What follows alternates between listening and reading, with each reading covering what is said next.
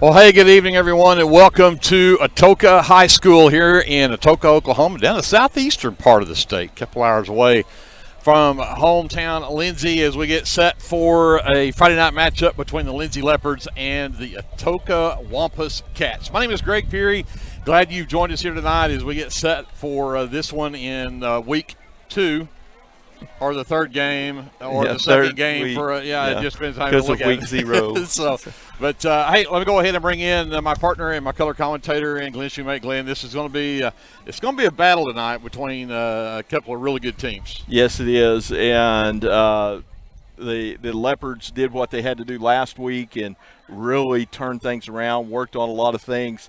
The thing that impressed me the most that I think they're going to need tonight to really challenge this very good Atoka team is their physicality.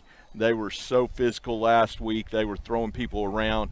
A little different caliber of people across the line of scrimmage tonight, but it's a situation where I know they've been coached up. They're ready. They're excited about this challenge, and they get to play on a really cool field, which is going to help them, later on the playoffs. A lot of times in playoffs you play on turf fields, so a lot of positives to making this trip. Very nice facility here. It's several years old, I think, 2-3 years old, but I think it was $8 million to build this. But very nice turf field you'll see as we go to the shots down to the field. But, yeah, it'll be a great chance for them to play, as you said, in a great facility on a great turf field, but against a really good team. Played Ringling last week, won that game, or lost that game 30-14, but we were talking off the air. Ringling is one of the best teams in the state, even though they're a Class A team. Yes, and they have a lot of talent on that Ringling team. Atoka actually took the lead in that game, but then Ringling came back, and it was all Ringling after that. Ended up 30-14. I think it was 30-6, and then Atoka scored a token touchdown there at the end to make it 30-14. But Ringling's going to do that to a lot of people. So it's going to be an interesting matchup, good challenge right here before we get into district play. So I'm excited to see what the Leopards bring to the table tonight. Oh, I am. We saw in week 0 they take on Pauls Valley, lose that game, and really wasn't the Leopard team we expected to see. And then you come out and play Dibble last week, and we take the opening kickoff back, 77 yards for a touchdown, a 3-and-out. We go score on the next series in like 3 plays. It was just, and we talked about it at the time. If you couldn't have scripted a better start to the ball game after losing the week before in a game that you knew you didn't play your best football. Right. And so I think when you look at this game now, you're taking on very, very, very good talent, high-quality team, a team that's big, they're physical, they're going to run the ball at you. You're going to have to be able to stop them, and we're going to have to be able to get around them on the run game, and especially throw over the top of these guys, because up front that battle is going to be a really tough battle up in the trenches. Yeah, they've got some 300-pounders, some 280-pounders. They've got a lot of tonnage up there on that line, on the offensive line and the defensive line. But I think the key tonight is going to be, like you said, stop the run. They have 2 very talented running backs, and I think we're going to have to stack the box, make them throw the ball. They've got a sophomore quarterback that I think we need to put pressure on.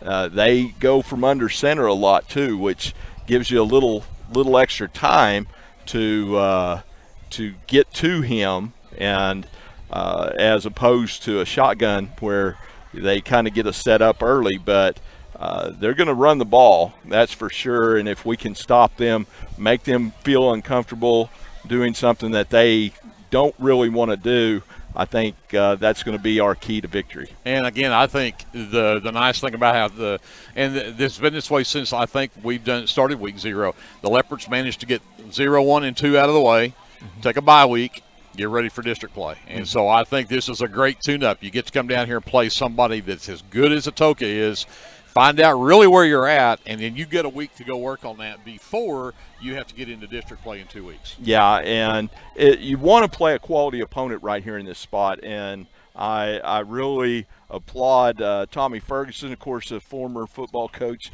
knows how to schedule, knows what a schedule should look like to optimize the team going into district play.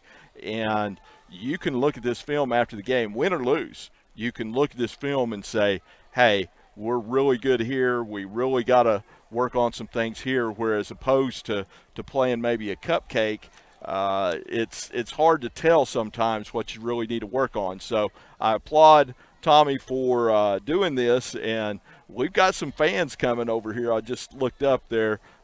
We've got a pretty good crew traveled with us, but it is a trip down here, but I think it's going to be a trip that's going to benefit the Leopards. I agree. So before we go any further on our First National Bank pregame show, we need to say a big thank you to our sponsors and, of course, our presenting sponsor of the First National Bank of Lindsay. But tonight's game is also brought to you in part by Abiding Home Healthcare of OKC, by American Exchange Bank, Bunch and Sexton School Supplies, LLC, Calvary Baptist Church, the City of Lindsay, Clements Insurance, Design It, Aaron Springs Baptist Church, First Baptist Church of Lindsay, Hassler Hot Oil Service, Hot Mess Coffee Company, and Java House Realty, Jake's Shortstop, Jerry Tucker Roustabout Rentals, Junkin' with Janet, Legacy Roofing and Construction. Tonight's game also brought to you in part by Legends Pub House and Venue, Lindsay Church of Christ, Lindsay Municipal Hospital, the Lindsay Vision Center, Meat Locker Barbecue, Morris Motorsports, Physical Therapy Central, Rural Electric Cooperative, Rusty Suspensory,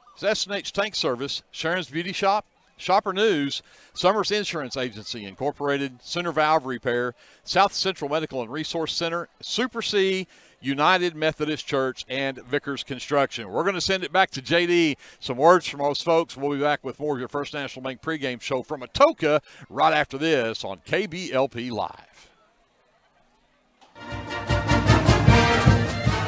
The First National Bank of Lindsay is proud to be a sponsor of tonight's football broadcast. Whether you're looking for a business loan, a personal loan, or a certain type of deposit product, chances are we have what you're looking for. First National Bank, locally owned and operated, insured by FDIC, equal housing lender. Hey Lindsay community, my name is Christian Torres and I am the minister for the Lindsay Church of Christ. I would like to invite you to join us for worship Sundays at 10:45 a.m. and for Bible class Wednesdays at 7 p.m. Our address is 1205 West Cherokee Street. The Lindsay Church of Christ is a group of imperfect people who love God, His Word, and each other. And we love this community so much, and we pray that all the students and teachers have a great school year. Come and join us at the Lindsay Church of Christ. This is Jared Thomas from the American Exchange Bank here in Lindsay. We at the American Exchange Bank have one goal, and that is to be a great hometown community bank that offers great customer service, a friendly face, and multiple loan products to meet your short and long-term financial goals. Come by and visit us at 402 South Main at www.aebank.us or now on your phone using our new mobile feature. Member FDIC and equal housing lender. Clements Insurance provides insurance coverage to best suit your needs. We offer auto, home, farm, life, and business policies. Come by 109 West Chickasaw or call 405-756-2253. Clements Insurance is carrying on the tradition to satisfy you. So come see me, Keith, or Beth. Go Lindsay. Are you caring for an aging parent or other loved one at home? It's important to know you're not alone. Hi, this is Connie Upton with Abiding Home Health. The people we serve have a variety of needs, of acute illnesses to individuals who require health care assistance to live independently at home. Our goal is to make a difference in the short and long-term care of each patient. For more information, visit us online at abidinghomehealth.com. Abiding Home Health, creating personal, positive changes and transformations. Tonight's football broadcast is brought to you in part by the City of Lindsay, proud supporters of Lindsay Leopard football and all student endeavors at Lindsay Public Schools. Keep up with local information and events at cityoflindsay.com, which now offers easy online bill pay. Good luck to the Leopards this football season from the City of Lindsay. For all your repurposed furniture and other treasure needs, check out Junkin' with Janet's booth at Backroads Boutique on Main Street in Lindsay. Mr. and Mrs. J would like to wish the Lindsay Leopards a great football season. Go Leopards! Football season is here, and that means it's time to show off that school spirit with team apparel from Design It Screen Printing and Embroidery at 304 South Main in Lindsay. Design It can get you all geared up with t-shirts and caps, team uniforms, and also offers custom embroidery and screen printing. Stop by Design It at 304 South Main in Lindsay or call 405-756-3635. Go Leopards from all your fans at Design It in Lindsay. The Aaron Springs Baptist Church is a proud supporter of the Lindsay Leopard football team and would like to invite you to join them for Sunday school at 9:30, Sunday morning worship services at 10:45, Sunday evenings at 6, and Wednesdays at 7. Good luck, Leopards, from everybody at Aaron Springs Baptist Church. Hey there, this is Trace Adams with Hassler Hot Oil Service. We are family owned and operated with over 25 years experience. I am a 4th generation Lindsay Leopard, and we proudly support Lindsay Leopards and Leopardettes athletically and academically in all their endeavors. Call my dad, Greg Adams, at 405-756-6075 for all of your hot oiler needs. Again, that's 405-756-6075. Go Lindsay!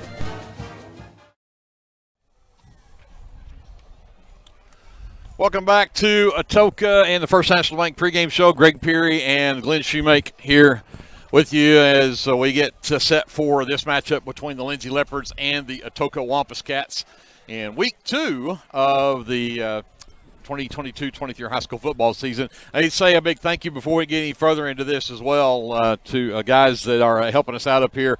Andrew Lyon on the camera, J.D. Scruggs back here on the computer, and, of course, Paige Sutherland, our programmer, helping our production as well, and, of course, Kevin Scruggs. I guess I should probably mention Kevin. He gave me a ride down here. Yeah, okay. In that case, yeah, because I don't want to have to take you home. I'm going to let you take him back. But big thank you to Kevin and to Jason Wallenberg as well. And, I guess I've got to mention Jeter. I mean, yes. Come on, Jeter helps all the stuff up here. Yeah, so, and you know, if we need waters or concessions, that's a good place for Jeter to help us out too. Absolutely. So, the softball team played Surreal today. Yes, they played Surreal in the quarterfinals of the Southwest Shootout, which is at Sterling. It's a huge tournament. There's 32 teams in it, and they beat the number 3 ranked team in the state in Class A, Surreal Pirates, Lady Pirates, who are always in the state tournament every year. And so they won that contest 7-6. They were up 7-1 and then held on at the end. But kudos to the Lindsay Leopardettes and Coach Dan Edwards for moving on to the semifinals in the winners bracket. They will play Ripley at 1 o'clock tomorrow. All right. At Sterling, and Ripley is number 2 in Class A. So hey, they may be the champions of Class A by the time they're done here. There you go. We'll take it. Yeah. But, so hey, great job, Leopardettes. Congrats to the Leopardettes. Again, big win. And good luck tomorrow. There's some other games going on around the state tonight. Glenn's got a list of those that we can kind of talk about what's going to be coming up. We'll check these scores coming up at halftime. But who else we got playing tonight, Glenn? Well, Piedmont will travel to Blanchard in Class 4A.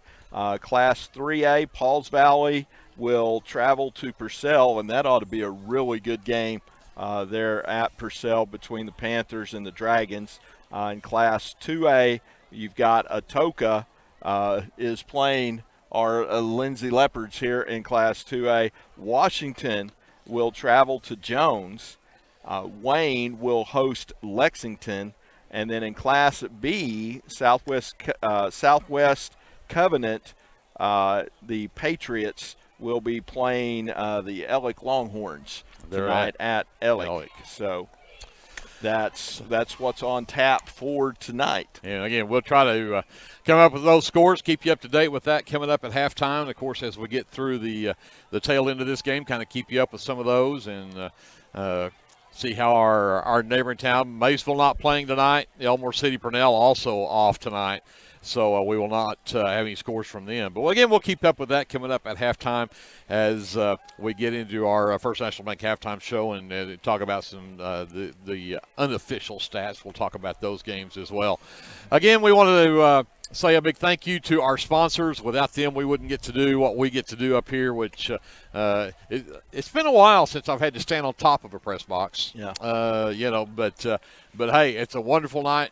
The breeze is just enough to kind of keep the mosquitoes away, and we got a great view up here on a great field, so I think it's going to be a lot of fun tonight. We'll see if the Leopards can come in here and upset the Wampus Cats here on their home field. Yeah, Atoka's favored, according to the Daily Oklahoman, for whatever that's worth, 17-14. Of course, they had us just barely beating Dibble too. So yeah, hey, yeah. What do they know? Yeah, but it ought to be a really good contest. I think it's going to be who imposes their will on the other team, and if we can stop them in their run game, and that's going to be a huge step in the right direction. Offensively, I think we got to mix it up. Last week we were really balanced, but we can't abandon the run just because they're big up front. We're going to have to be physical up there, make some holes, get some run game. It's probably not going to be big chunks necessarily unless we get some big passes, but it's a situation that we're going to have to move the ball down the field and take care of the ball and be efficient on third down. Well, we're going to take another break here and come back. We'll get you some of those stats from that game last week, talk about that a little more, and get you the starting lineups for this game here tonight. So don't go away. We're back with more of your First National Bank pregame show from here in Atoka right after this on your sports leader and on KBLP Live. Jake's Shortstop offers gas, snacks, ice cream, pizza, subs, wings, and the coldest drinks in town. Everyone at Jake's Shortstop says good luck to the Lindsay Leopards this football season. Tonight's broadcast of Lindsay Leopard football brought to you by Jerry Tucker Roustabout, providing all of your general oil field maintenance needs, including roustabout services, swabbing, crane services, rock hauling, and dirt work. Good luck, Leopards, from Jerry Tucker Roustabout. With Oklahoma's weather being unpredictable, you need a trusted roofing company. At Legacy Roofing and Construction, we are proud to serve Lindsay, Oklahoma, and the surrounding areas. Call Legacy Roofing and Construction for a free estimate at 405-756-8855 or visit our website at legacy-roofing.com. At Rural Electric Cooperative, we're committed to providing electric power and opportunity to the many areas our members call home. That includes supporting youth programs that teach life skills and build character. With REC, you're more than a customer, you're a member owner. And that's why we're always working hard to provide you with the most dependable electric power possible. As a Touchstone Energy Cooperative, REC is dedicated to providing the best service possible and supporting the communities in our service area.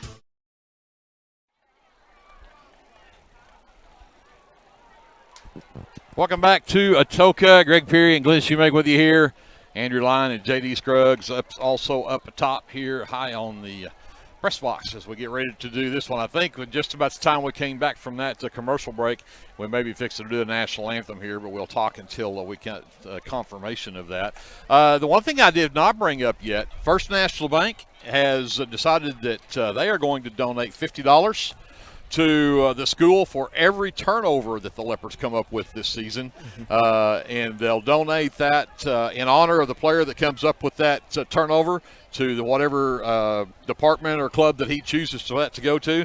And then at the end of the season, the player with the most turnovers, who has accumulated the most turnovers in the season, donated to the church, to the club of his choice in his name. So I think that's awesome. We need to say thank you to Danny Seibel and all the folks down there at First National Bank for that. Absolutely. It's amazing how Lindsay businesses, Lindsay community supports their school and their teams, and it's just a great place to be and a great place to live. And we're excited that Danny that was all Danny's idea.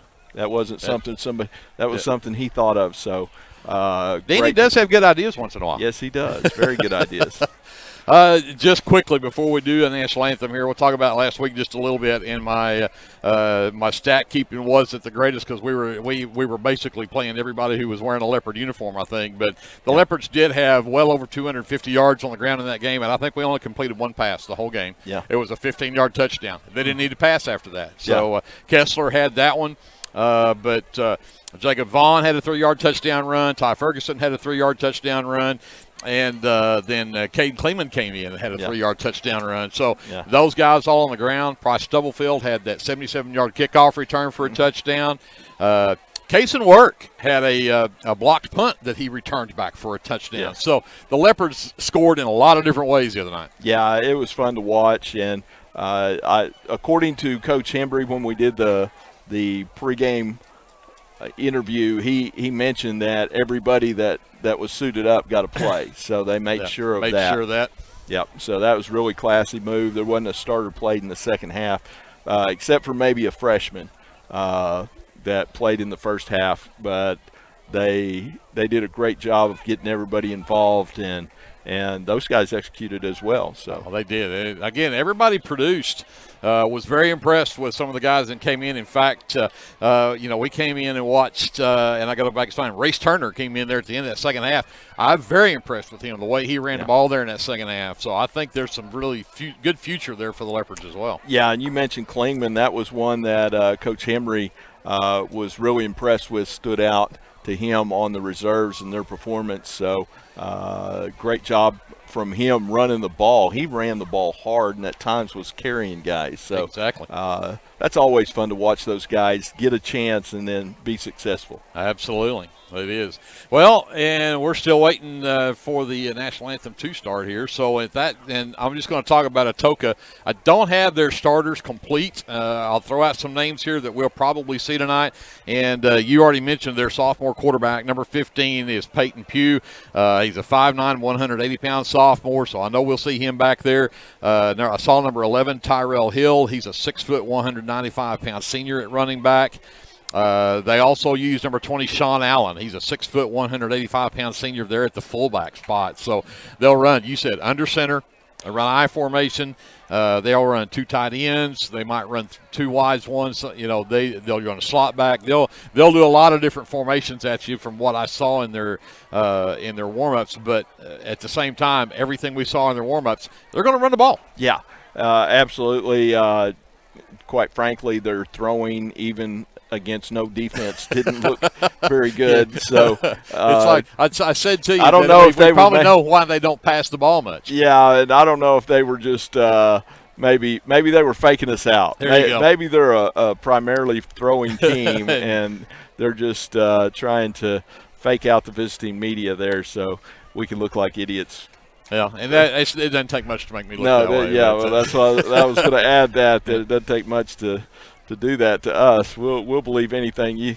But I got to believe that they're with the size of their linemen and the formations that they run, that it's going to be a mission to stop the run tonight. And they do have a plethora of running backs and wide receivers that they swap in and out. If I tried to tell you, they ran 5 snaps with the first-string offense, and every time they had different guys at running back and different guys at wide receiver and swapped out 2 of the guys on the line. So I think, again, we'll just have to kind of get those guys as they come in. But the head coach of the Wampus Cats is Jacob Cupp. He's assisted by Dan Clark, Cooper Collins, Jody Hallman, Sean Linton, Tyler Sharp, Jeff Waller, and Chris Wingo. Atoka is 0-1 on the season, but again, that loss coming last week in their first game of the season against, again, a top-ranked Ringling team out of Class A, and 30-14 that loss. But, again, the Leopards will come in here looking to come in on the home field here against a team that you really kind of hope maybe they kind of look at the Leopards and go, Yeah. Yeah, they're from the other side of I-35. That's right. You know, I mean, what do they know? And that's another thing is when you play schools out of your region, it's always important to go make a good showing. Right. Yeah, you want to show them what Western Oklahoma football is all about, and especially from Class 4A on down, the strength of those classes are west of I-35 for the most part. And so it's one of those things that it's not necessarily a rivalry, but it's kind of a regional thing where you want to go show them what you got. Yep, absolutely. Well, let's go ahead and get ready for a national anthem. We will send it back to JD and get some more words from our sponsors, and we'll come back and get you the starting lineup for the Lindsay Leopards after this. This is the First National Bank pregame show from Atoka right here on KBLP Live. The Board of Directors, physicians, and employees of the Lindsay Municipal Hospital would like to take this time to recognize the Lindsay High School football team, the coaches, and players. Good luck, Leopards, from your fans at the Lindsay Municipal Hospital. And remember, if a medical emergency arises, call or visit the Lindsay Municipal Hospital, another Leopard supporter. This is Brandon Cottrell, pastor at Calvary Baptist Church. Just want to take a moment and invite you to come worship with us this Sunday. Classes begin at 9:30 and worship follows at 10:45. We have something for all ages each Wednesday night. Meals begin at 5:30 and Bible study follows at 6:30. We would love to have you come be a part of our worship. We are located 410 West Chickasaw. Come join us.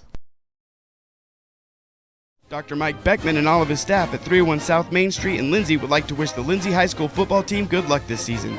To schedule your next eye exam, call Dr. Beckman's office at 405-756-4414. Operating hours are from 8:30 a.m. to 5 p.m. Monday through Thursday and 8:30 to noon on Friday. Call 405-756-4414 or stop by at 301 South Main in Lindsay. Go Leopards from everybody at Dr. Mike Beckman's office. This broadcast of Lindsay Leopard Football is brought to you by your friends at Physical Therapy Central, 301 East Cherokee Street in Lindsay. When you're ready to take that first step towards living a pain-free life, let Physical Therapy Central create a treatment plan just for you. Call 405-756-2324. Visit ptcentral.org or come by 301 East Cherokee in Lindsay. Good luck, Leopards, from Physical Therapy Central. Everyone at the First Baptist Church would like to wish the Lindsay Leopards good luck this football season. Have a great and safe year. Go Lindsay! Hey, it's Friday. Game day from Mr. J. Good luck, Leopards. S&H Tank Service is your choice for Lindsay-owned and operated vacuum truck service. S&H Tank Service's fleet is equipped with transports, bobtails, pump and kill trucks rated up to 10,000 psi, plus hot oil units, rock trailers, frac tanks, mud and shell haul-off pits, and soil farming. As Lindsay High School graduates, S&H is proud to support Lindsay schools and all of their student activities. S&H Tank Service would like to wish the Leopards and Leopardettes the best of luck in everything they do. Give S&H a call anytime, 24/7 at 405-756-3121. That's 405-756-3121. And remember, your phone starts our trucks. That's S&H Tank Service of Lindsay.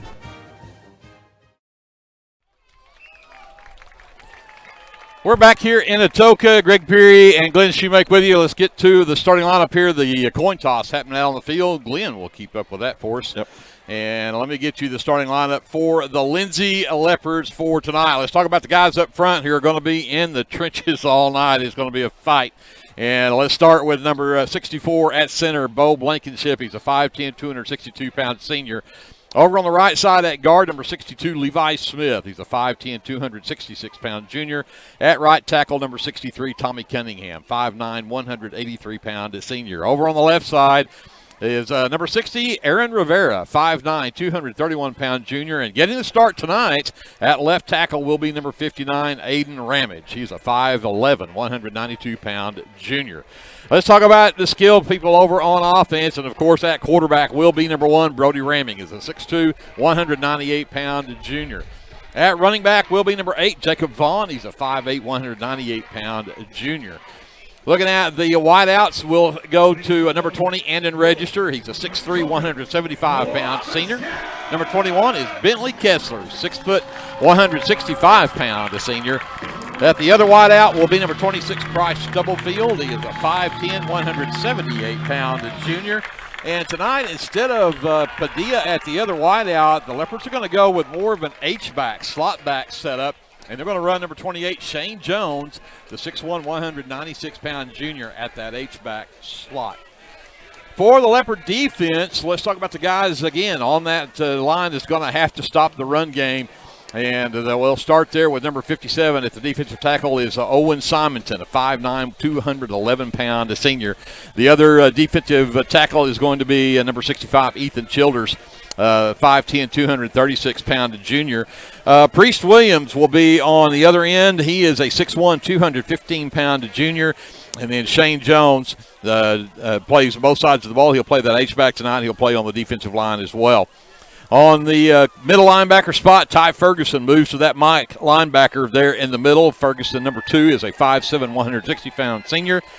The other linebacker is number 1, Brody Ramming, the quarterback there. And then also number 26, Bryce Stubblefield, the 5'10", 178-pound junior. At the corners will be number 21, Bentley Kessler. He'll be at one corner. The other corner is Seth Padilla, who will move to just defense, at least to start tonight. And then back at the safety spots, number 6 is Austin Hines, 5'7", 158-pound senior.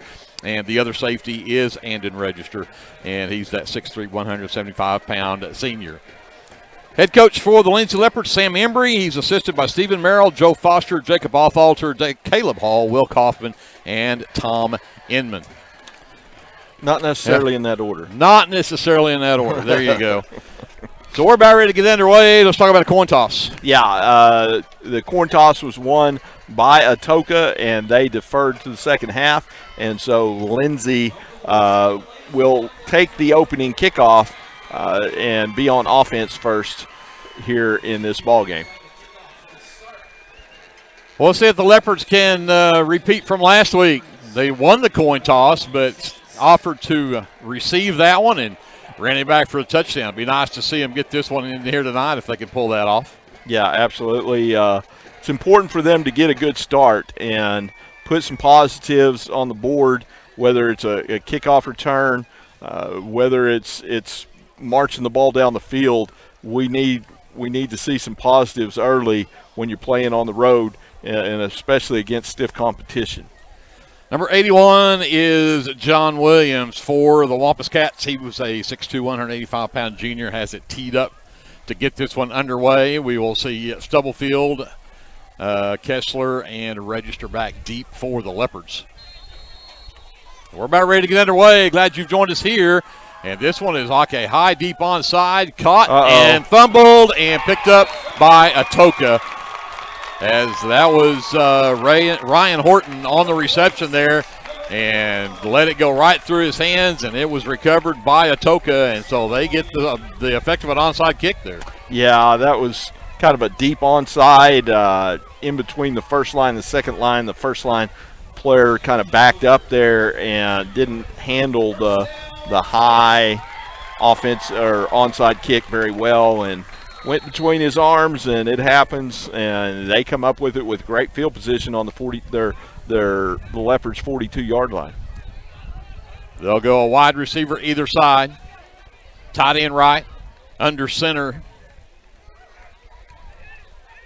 Back flips it into the backfield and up that right side down to the, and that is and in register on the tackle. Yeah, and that was a little extracurricular there from the running back, Tyrell Hill, who tried to put his weight, pushed register through the ground after that play was over. Then again, physical game is going to be tonight. It's going to be important that you keep your head in this one, as that play went all the way down to the 36-yard line. Yeah, a pickup of 6 right there, and a little toss sweep to the right. If things hold, they'll toss sweep to the left this time.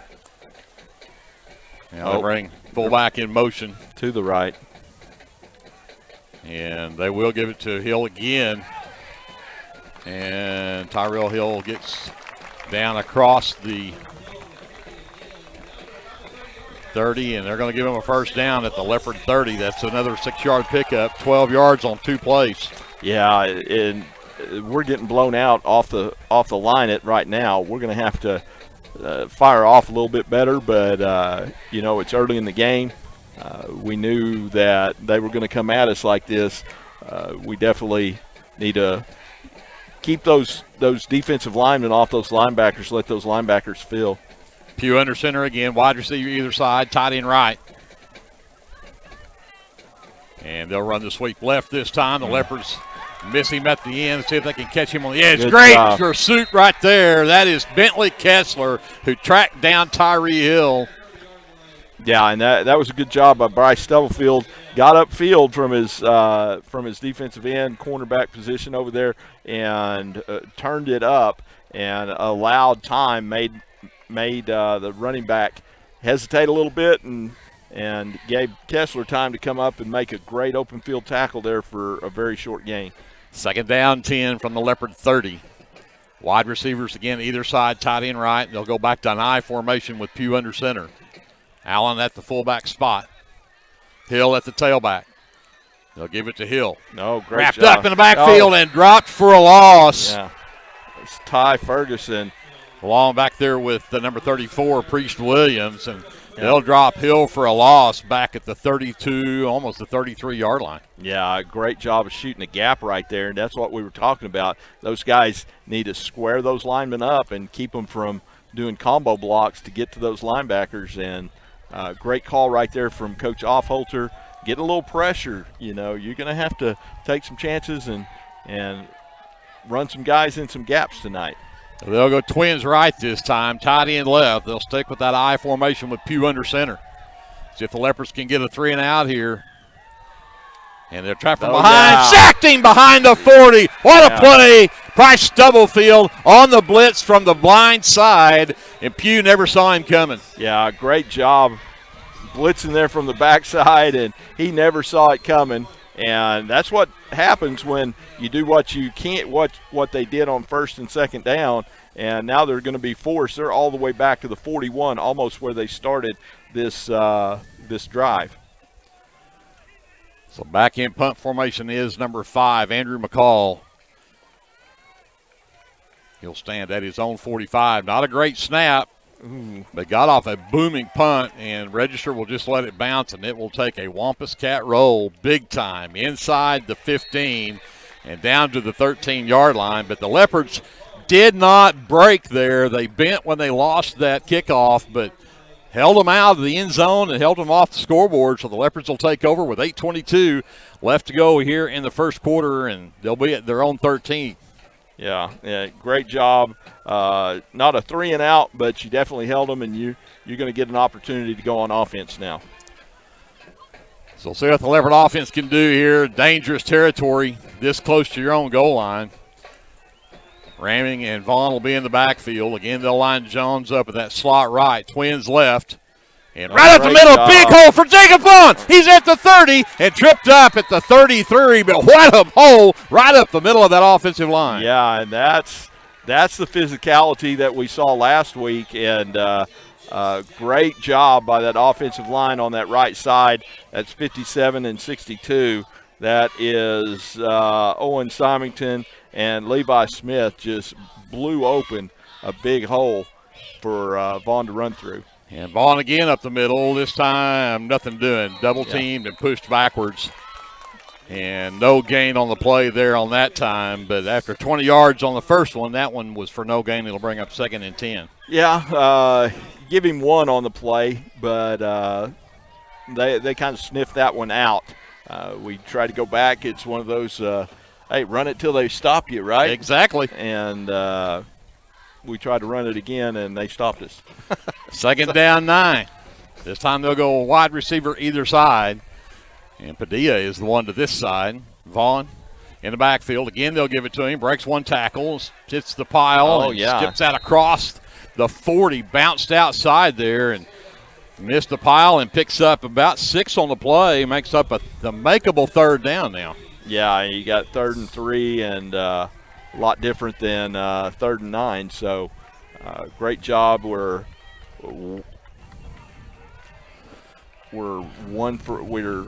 This is our first 3rd down opportunity tonight. So tried the hard play jump. Have Kessler and Register split left. Jones in that slot left, ramming from the shotgun. Play clock down to 15, still plenty of time. This time they're going to roll the quick screen out here to Padilla. And fumbled it. It's going to be recovered by Atoka. And the Leopards again had it going, had their offense moving, and they're going to turn around and give the ball right back to Atoka, their second turnover of the night. Yeah, and that hit was number 5, a guy that Coach Henry said he is a football player, and he hit Padilla from the back with a lot of power and knocked that ball loose. And number 24, Noah Sherrill, fell on it for the Wampus Cats. So they'll take over now at the Leopard 48. 6:31 to go here in the first. We're still scoreless. But first and 10 at the Leopard 48. Now they'll go to the shotgun. Yeah. Wide receiver either side, two-back set. Pugh back to pass, looks to his left, looking for the fade. Leopards in good position and overthrows his intended receiver. That was Jace Jackson out there in the pattern. Good defense back there by Bentley Kessler. Yeah, and Bentley sniffed that out right off and stayed inside. I think they wanted to run a little slant right there, but the wide receiver couldn't get around Bentley. He, like a basketball player screening the player, kept him on the outside, kept him on the back, and I had a good chance of intercepting that. So now they'll go twins left as they'll move Tyrell Hill out there in the slot. Single back set, wide receiver right. Now they'll bring Hill in motion left to right, hand it to him, looking for a hole inside, and the Leopards snuffed that one out pretty well as well. That was number 3 on the stop, Wyatt April for the Leopards. Yeah, great job by Wyatt right there. He's playing, I think he's playing that defensive end position. And, no, he's playing defensive tackle position. So, great job from him getting penetration, and they're going to try and get the ball to number 11 in the run game. So, but they don't look real comfortable running out of this shotgun snap formation. Yeah. Well, they're going to, looks like, stick with it. And this time they'll go trips left. Allen is the only setback. Tight end right. 3rd down 9 from the Leopard 47. Pugh calls for it. The Leopards bring the pressure. They'll throw it back to the tight end left side. The Leopards did not bend too much, but enough to give him the first down. Yeah. Pushed out of bounds there by Bryce Stubblefield. But had a man there, knew that was his responsibility and stayed with him, but that was number 24, Noah Sherrill. Made a good move to get away from him, and it was enough to get down to the Leopard 37-yard line and pick up a first down. Yeah, and that's the 3rd first down for Atoka. And we had them with their backs against the chains, but good job from that wide receiver tight end getting out there and breaking tackles. Back to the I formation, and this time right up the middle.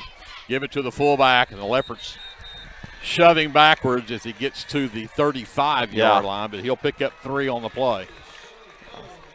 Yep, Ty Ferguson in there on the tackle, and he stood him up and pushed him backwards. The ball did come loose, but I think it came loose after they'd blown it dead with the forward progress to the 35-yard line. So 2nd down 7 for the Wampus Cats. The clock runs with 4:17 left to go here in the first quarter. We're still scoreless. Pugh will send 2 wide receivers left, 1 right. Shotgun formation. Pugh back to pass. Looks out in the flat. It's caught. But right there to make sure he doesn't go anywhere is Bryce Stubblefield. Yeah, great job by Bryce reading that and ran with the guy, and it's actually a loss of 1 back to the 36-yard line. So -1 on that pass. So now brings up a long 3rd down and 7. The ball at the 36-yard line.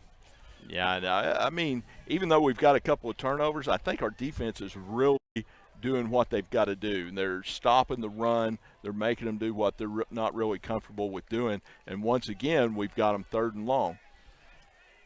Again, they'll send 1 wide receiver to left, tight end left, 2 to the right. Allen is the lone setback. Pugh works from the shotgun. Back to pass, looking left, bump fakes, downside overthrew, picked off and then knocked out of his hands. Kessler had it. That was a great defensive play by Andrew McCall, who knocked it out of Kessler's hands, or that would have been a pick. Yeah, they kind of ran a stop and go, and we actually had a safety over there. It's almost like we knew what the play was because we actually had a player right there in front of him, and then the safety, the two deep safety, was all the way over there ready to make that play. So great job, great call.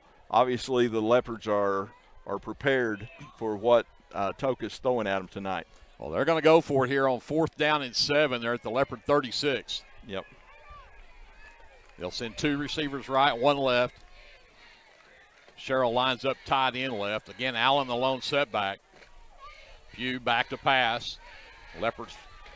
He got behind us. Man, did he hang on to it?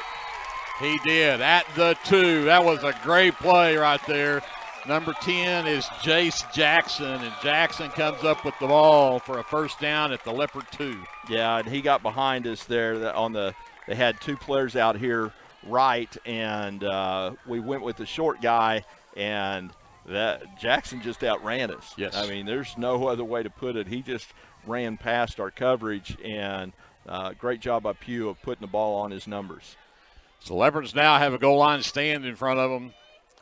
1st and goal at the 2 for the Wampus Cats. They'll go with a stacked line and a single back set. Their fullback, Allen. Pugh under center. And give it to Allen. It's wrapped up in the backfield. That is a huge play, and that is number 3, Wyatt April. Yeah, great job of hitting the gap right there and getting in the backfield and dropping him for a loss. So that's the 2nd tackle for loss for the Leopards tonight, and couldn't have come at a better time. Let's just keep moving them backwards. Keep moving them backwards, exactly. Yep. 2nd down goal, the ball at the Leopard 3 or Leopard 4 now.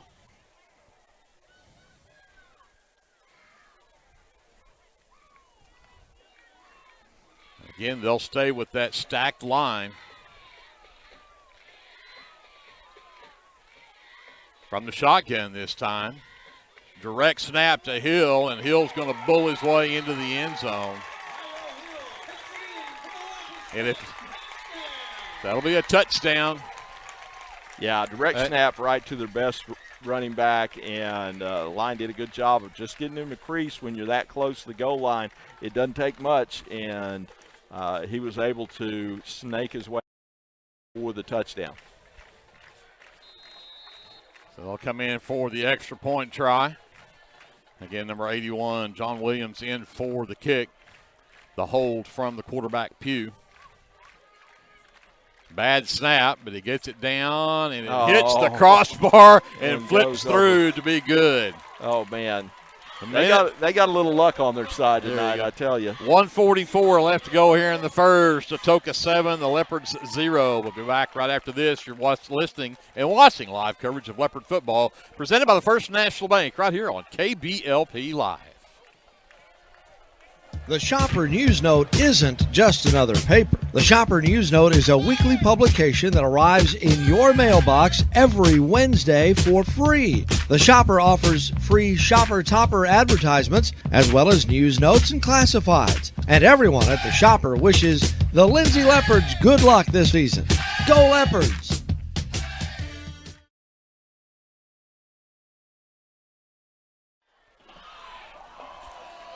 So the Leopards with their 2nd turnover night, this time it turned into a 48-yard touchdown drive. They did it in 9 plays, and the final 4 from Tyrell Hill. And they hit the crossbar and climb over extra point from John Williams, makes it 7-0 Atoka. See if the Leopards can work this a little differently this time. And again, they'll go with the short kick. Again, it's bouncing around, but covered this time. Nice job. Ryan Horton grabbed that one and went to the ground. So the Leopards, again, will have the ball in some good field position here at their own 39-yard line. Yeah, and that's the 2nd time they've tried an onside kick. So something that we're really going to have to look out for. And I think it's again, you look at opportunities to get better. That's something that we obviously need to look at. that Coach Hembry will be working on in 2 weeks before they play Comanche. So Ramming will bring the offense back to the field. Kessler will be split wide right. They'll send Stubblefield over there with him. They'll put Register in the slot right. From the shotgun, Ramming. Fake the handoff to Vaughn. Rolls to his right. and almost got it to Andon Register there to get rid of it, but that is Tyrell Hill right in the face of Raming there. Didn't give him much chance to throw that one. Yeah, he was in there in a hurry, and they faked the handoff, and Hill just did a good job of not letting Brody get squared up. He was scrambling for his life and tried to get a throw, just couldn't get enough on it because when you're running backwards, it's hard to throw it forwards. Second down 10, Leopards their own 39. Again from the shotgun for Raming. Flips it over to Vaughn. Vaughn with blockers in front, puts his head down, gets across the 40 to the 41. It's going to bring up a long third down play here as he'll pick up just a couple. Yeah, number 5 right there. Their really good linebacker, Andrew McCall, squared up with Jacob, and Jacob squared up with him, and that was a meeting in the hole, and a pickup of 2 on the play for Jacob Vaughn. And you really need to convert this third down right here and keep the offense on the field. Yeah, 0 for 1 so far. On the last time we had the first down before the fumble, but we'll see what we can do here. Raming, play action. Oh, he's right open. over the middle. Wide open is Kessler. He's at the 40, the 30, the 20, the 10, the 5. Touchdown, Leopards. Yeah, that's what I'm talking about. 59 yards on the touchdown catch. Just a simple slant over the middle, but a perfect throw from Brody Raming to Bentley Kessler. Yeah, and the cornerback did go with Bentley, and I think they thought the safeties were going to come up and take that, and he actually ran across the field. The pass was right in between the safeties, in front of the safeties, and then the rest was all Bentley Kessler's speed, just outran them to the rest of the way. So now we're back to the extra point. We go for 2 here. The direct snap. Raming puts his head. Did he get across? Yes, he did. Yes, he did. Raming with the 2-point conversion. And with 28 seconds left, the Leopards have taken the lead 8-7 on a 59-yard touchdown pass, and they used a whopping, minute and 14 seconds off the clock. Yeah, great job right there. 3-play drive, that's what you'd like to see after you give up a score. You haven't played very well. You've given up a couple of turnovers, and they score on you. It's great to see. That's what you got to have right there is they punched us, let's punch them back, and that's exactly what Lindsay did. And punched them a little harder because we got the 2-point conversion, so now we're ahead. Well, and the other side of that is that play loosens up that offense or that defensive line. Now they're going to start thinking pass. Now you're going to go to a cover 2, and now you've got a little more running room for the running game with Jacob Vaughn. Yeah, and Brody just gets better and better every week. Put the ball right on the numbers, right in stride to Kessler. And, first week he didn't throw the ball as well as he'd like. Second week, didn't have to throw the ball. And then this week he's really connecting well. Ty Ferguson has it teed up for the Leopards. Sends it to the left over here on a high short kick. Drops and then covered. Yeah. Sherrill, the tight end there, looking before he got the ball caught. Luckily for the Wampus Cats, recovers it at his own 29. So Atoka, with 26 seconds left on the clock here in the first quarter, will take over 1st and 10 at their own 29. Yeah, and you know what else that does? It energizes the defense. When they know that they've got some offensive support, now they come out there with a little, skip in their step and says, let's go. So Atoka, their own 29, 1st and 10. Again, just 26 seconds left to go here in the first quarter. Leopards up 8-6, and they'll go back to the shotgun. Yeah, we like to see this. Yeah. Allen moves to the left of the quarterback. Now he's going to bring his other running back in motion, and that is a different quarterback in there. He's got to the edge. Look out, he's got some speed, and cuts back across the grain. He's still at the 30, the 25, the 20. He'll have to cut it back again, and he'll get to the 10, and we'll get a flag thrown. Yeah, for blocking. That'll back him up. But that is a huge run from number 10, Jace Jackson, who lined up at quarterback, and they just ran the jet sweep with him to the left, and when he got to the edge, there was nobody home. Yeah, and he's got some giddy up now. Big time. he did a good job once he got out in the open of juking and cutting back on us, but he's got some real speed right there. So he ran that from their own 29 all the way down inside the Leopard 10. But again, the flag is laying outside the Leopard 10. They'll mark it from the 15, and they'll back it up then to the 24-yard line. Yeah, and we're going to have to wait for the chain gang to get kicked in here.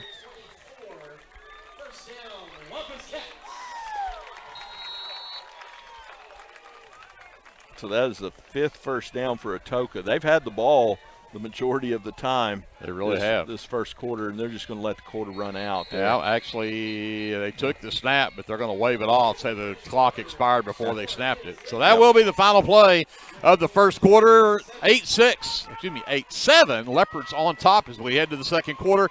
Don't go away. We're back with more live coverage of Leopard football presented by the First National Bank right here on your sports leader, KBLP Live. Sooner Valve Repair in Lindsay would like to wish the Lindsay Leopards and Leopardettes all the best during this season. When in need of a valve repair, come by Sooner Valve Repair at 106 Southwest 9th Street in Lindsay, Oklahoma, or call 405-756-1599. Good luck, Leopards, from Sooner Valve Repair in Lindsay. South Central Medical Center is a proud supporter of Lindsay Public Schools, and all of the staff and providers would like to wish the Lindsay Leopards the best of luck this football season. Go Leopards from everyone at South Central Medical Center. Rural Electric Cooperative is a proud member of the Lindsay community. REC is dedicated to providing dependable electric power to its customers and supports Lindsay High School in both academics and athletics with that same dedication. Good luck, Leopards, from everyone at REC in Lindsay. Back here in Atoka, it's a full moon night, Glenn. Yeah. You don't have any idea what could happen tonight with a full moon. Absolutely. Great camera work there by the cameraman, Andrew Lyon. Here tonight is the Leopards.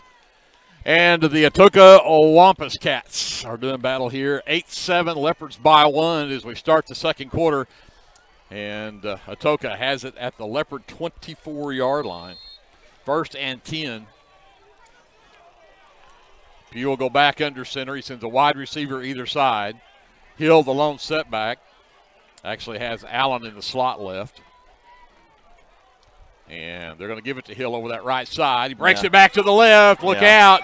We've got flags in the backfield. This one will go to the end zone, but hang on. I think we may have a holding call bringing this one back. And they're motioning it back. I think we're going to have a holding call here on the Wampus Cats, so that's going to back them up 10 and take that touchdown off the board. Yeah, fortunate there because Hill did a good job of going right, and the entire Lindsay defense went right, and then he cut it back left, and he's got some jet speed just like number 10 does, and he outran us to the end zone. So we get another chance here. But it's 1st and 20. But they're breaking off chunks right now. We're going to have to close that down a little bit. Absolutely. And they've been outside. They're not running up the middle out of that I formation anymore. They're running stuff to the outside. Well, they brought in Talon Barrett, number 1, as a running back. He'll be at the tailback spot. Twins left, tight end right. Pugh under center. Fakes the handoff, rolls to his left, looks out in the flats, got his fullback, and Allen gets slung down inside the 30. That's Bryce Stubblefield. Threw him down. Yeah, it was running right with him after he caught it, and threw him down for a gain of 5 or 6. Give him 7, actually down to the 27-yard line. Yeah, 27. So second down. 28-yard line. There you go. Yeah, so 6. Second and 13 now. 28. 14. Yeah. Second and 14. Did I say 16? I said 13. It's 14. Yeah. Second and 14. Come on, math guy. Second and 14. Second and 14. The ball at the 27. Hey, I was counting line marks there. Pugh under center with the I formation. Again, play action, back to pass. Looking for his man downfield, overthrew his tight end, Sherrill. And that's going to bring up a 3rd down and long, even though they're at the Leopard 27. Leopard defense is coming up big right here. Yeah, thanks to the penalties, the Leopards has got an opportunity. Of course, they're in 4-down territory right here.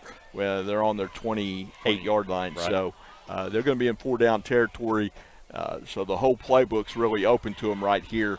The way they could run the ball, they could run it to try and shorten that 3rd-down play up or 4th-down play up. Well, they leave Barrett, the junior, in at running back. Pugh's still the quarterback. I'm going to check that every time because that Jackson, he just snuck in there on us. So back to pass is Hugh. Hugh looking downfield, looks into the end zone, well overthrows. Yeah, he threw that one away. Good decision by Pugh. Again, we had a guy underneath and a guy over the top on him, like we knew what they were going to do. So it's going to be 4th down. Let's see if they're going to punt it. I assume they're going to go for it. I would agree. They bring Hill back in. Barrett will come to the sideline. So Hill will be back, running back. They'll go trips right, including Hill. Allen stays in the backfield, and Sherrill will go tight end right. 4th down and 13 from the Leopard 28, Pugh from the shotgun, back to pass. He's looking to his right, pumps, throws out in the flat. It's caught there. See if the Leopards can keep him short, and they do. Stop him at the 21. It's a huge stop. I believe that was Ty Ferguson on the stop. That was Ty's 3rd tackle today, and couldn't have came at a better time so Lindsay takes over on downs, which gives them their 2nd first down of the game and their first offensive possession here in the 2nd quarter. So great job by the defense. Tell you what, Leopard defense has come up big tonight. Put in a couple of really tough situations, and they've come up big. Now see if the offense can go back down and score again. Register is split right. Man in motion left to right is Kessler ramming. Gives it to Ferguson, hit it around the left side. He gets to the edge. Break a tackle. He's at the 40, the 45. Finally, he is brought down in Wampus Cat territory at the 45, or in the vicinity of the 45 anyway. We'll see where they actually spotted it. They're going to take it to the Wampus Cat 45. Yeah, great job of getting out there, and it all started with a broken tackle right there about the line of scrimmage, and then the rest was Ty Ferguson, and he stiff-armed Jackson, the defensive back and safety, for about another 10 yards. He was stiff-arming him. So great run by Ty Ferguson. 34 yards on the carry. Give it to him again this time. Stops, breaks it again outside. He's at the 40. Puts his head down across the 35, and he'll have a first down at the 34-yard line. Yeah, and brought down there by 6'4", 275-pound senior Carson George, defensive lineman for the Wampus Cats. But another first down for the Leopards, and they're on the move right now. Big time moving the ball. Need to keep this one going. Kessler and Stubblefield look like they will be split right. Jones is on that tight end right side. Seth Padilla is split to the left. And the reverse. Got it to Kessler. He's got blockers in front. He's at the 30 and down to the 25. Great job on the reverse. Brody ramming, breaking the block to let him cut up field on that left side after he handed it off. Yeah, he's finally brought down there by number 52. That is Gavin Collins for the Wampus Cats. Another 285. We just keep saying these big guys, linemen. But, yeah, that was a key block right there. After the reverse, Brody ramming rolls out left, and key block to get him those 9 yards. 2nd down and 1. Ramming keeps it himself this time. Sweeps left. Got a blocker that got the first down, and it'll be pushed out about the 20, but we have a flag, which in the area of probably a hold to bring this one back. Yeah, I think they're going to get one of our offensive linemen for reaching and grabbing a little bit as the defensive lineman was moving down. And that's unfortunate because we got the first down there on the 2nd down, and so instead of 2nd and 1.5, now we're going to have 2nd and 11.5. Go back to the 35-yard line. Yeah, 2nd and 11. Register comes right. Kessler is left. Vaughn back in at running back. Priest Williams and Shane Jones are going to be in that slot on the left side, looks like. 8:40 left to go here in the first half. 8-7 Leopards by one. We got you did it, Jimmy. It's all yours. Yeah. Ramming from the shotgun. Gives it to Vaughn right up the middle. Breaks a tackle at the 25. Great down to the run. 22-yard line. Yeah, And great a first job. down, Jacob Vaughn. Yeah, unbelievable. Just ducked and kept his center of gravity low and took that initial hit and just bounced off and went around it for the Leopards' 4th first down this quarter. So Atoka wants to talk about it. Coach Cup not happy with the way this is going. 8:23 left in the first half, 8-7 Leopards. Let's take a timeout. We'll come back after this. You're watching live coverage of Leopard football presented by the First National Bank right here on KBLP Live. Tonight's broadcast of Lindsay Leopard football is brought to you by the Lindsay United Methodist Church at 114 West Chickasaw Street. You're invited to come by this Sunday with Sunday school at 9:45 and weekly worship service beginning at 10:55. You can also tune in here for the live radio broadcast every Sunday morning at 11. Keep up with events and activities at lindsayumc.com. Here's to a blessed Leopard football season from everyone at the Lindsay United Methodist Church. Do you have your Oklahoma medical marijuana card, or do you need your card? Rusty's can help you with that. We are your local vape shop and dispensary with more than 6 years of service as a modern smoke shop. Rusty's is located 1 block north of Cherokee Street at 204 Northwest 4th Street in Lindsay, and half a mile east of I-35 at 2401 West Grant Street in Pauls Valley. Get your stash at Rusty's. So 1st and 10, Leopards out of the timeout. They are at the Atoka 22, ramming to Vaughn. Right up the middle, and tough yards, but he'll get across the 20 down to the 18-yard line. He'll pick up about 4 more yards on that one, bring up a second down and 6. yeah, that was number 24, Noah Sherrill, 6'2", 210 linebacker there for the Wampus Cats that went head-to-head with Jacob Vaughn. And Jacob, another thing, even when he gets gang tackled like that, he still falls forward for about 2 yards. Wide receiver either side, slot right, and they'll bring Kessler in motion right to left. And then they'll run the jet sweep right with ramming, avoids the first tackler, got a block up field, makes a spin move, gets inside the 15. That was some nifty running right there. Down to the 13-yard line. And close to a first down. Picks up 5 yards on that one. Now they're going to spot it there just inside the 15-yard line. So about the 14 and a half. 14. Pick up a 4 on the play. Third down and 2. Yep.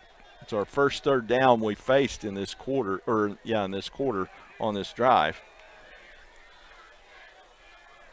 Ramming. Again, they try the hard count. Plenty of cushion for Padilla left and Kessler right. See what the Leopards maybe do with that. They'll give it to Vaughn right up the middle. He's inside the 10, down to the 9. That'll be a first down Leopards, and see where they mark it here. It should be first and goal. They're not going to spot it right on the 10-yard line. Yeah, and this is the kind of drive I envisioned us having to do to score on Atoka, and that's the 5th first down on this drive. Just taking the ball down, doing what we do. Taking care of the ball, and we've got a chance right here with first and goal on the 10. Twins left, slot right. Give it to Vaughn right up the middle. Nobody home. He's at the 5. Touchdown! Jacob Vaughn just refused to go down, and a 10-yard touchdown run. Yeah, and we heard a lot about their running back, but they're going to hear a lot about our running back. Yeah, that's for sure. After this game. Jacob Vaughn right now has gone, let's see, 21, 27, 28, 41, 51. He's got 55 yards on 7 carries. Yeah, great job. Just quick math in my head. Yeah, almost 8 yards a carry. Can't beat that. Take that all day. Exactly. Those are Andrew Lyons numbers. So Ty Ferguson in, but again, he'll just be as a running back. The Leopards will go for 2 here. They'll go Twins right, Priest Williams in the slot right. Give it to Ferguson, looking for a hole, spins Goes around fun. across, and Great he's in. spin move. The Leopards, with 6:23 left to go here in the first half, to have a 16-7 lead over the hometown Atoka Wampus Cats. Yeah, they did a good job of getting penetration on that right side, making contact at about the 2-yard line, maybe even the 3, and Ty Ferguson hit 0. I learned that. Hit 0 on the PlayStation controller and spun move right in there. So great job, great run by Ty Ferguson. Great call by the Leopard offensive staff. 79-yard drive for the Leopards. They did it in 9 plays. The scoring play, a 10-yard touchdown run from Jacob Vaughn, and a 2-point conversion from Ty Ferguson makes it 16-7 Leopards with 6:23 left to go here in the first half. We need to clarify something here. We've been corrected. We were giving Danny Seibel all the credit for coming up with his donations to the school based on the number of turnovers.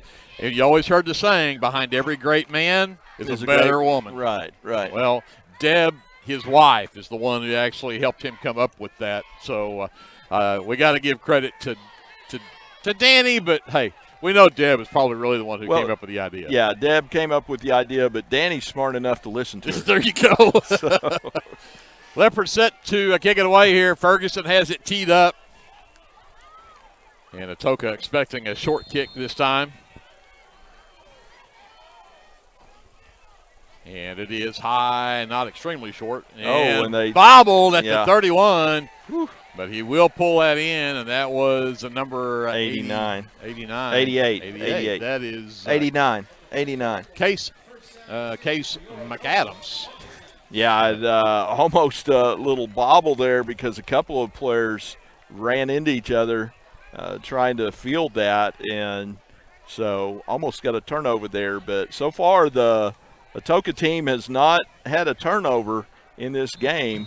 And but they still trail 16-7 here with 6:23 to go in the second quarter. Wide receiver either side. They'll go back to the I formation. That's Pugh under center.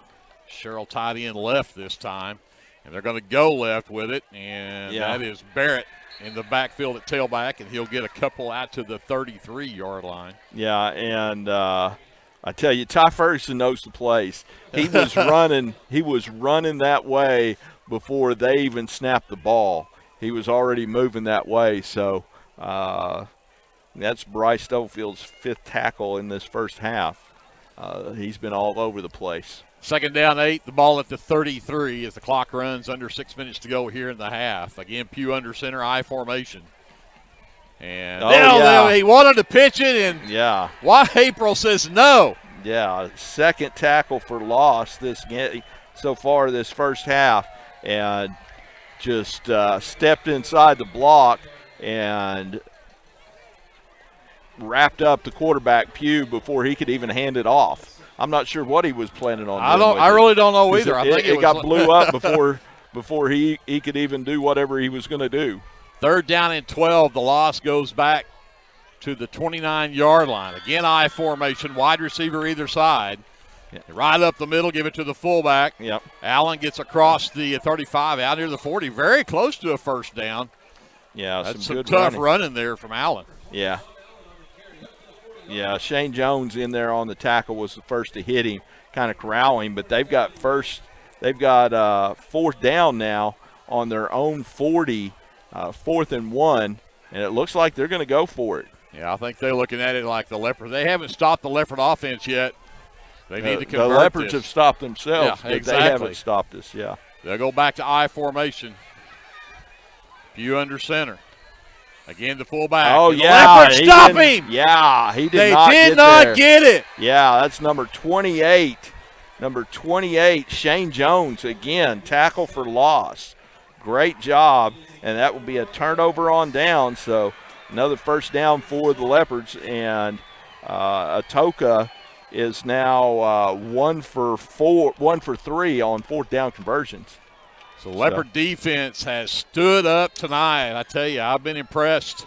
Yeah. They'll get it back in great field position. They'll be at the Wampus Cat 40 here, and still 4:28 left to go, more than enough time to put this in the end zone. Absolutely, and even if you're just doing matriculate down the field with our running game, behind Vaughn and behind Ferguson, you still got plenty of time. Padilla split right. Kessler split left. Ferguson will move over to the right side of Ramming from the shotgun. Looking to pass. He's looking for Kessler on the fade. It's short.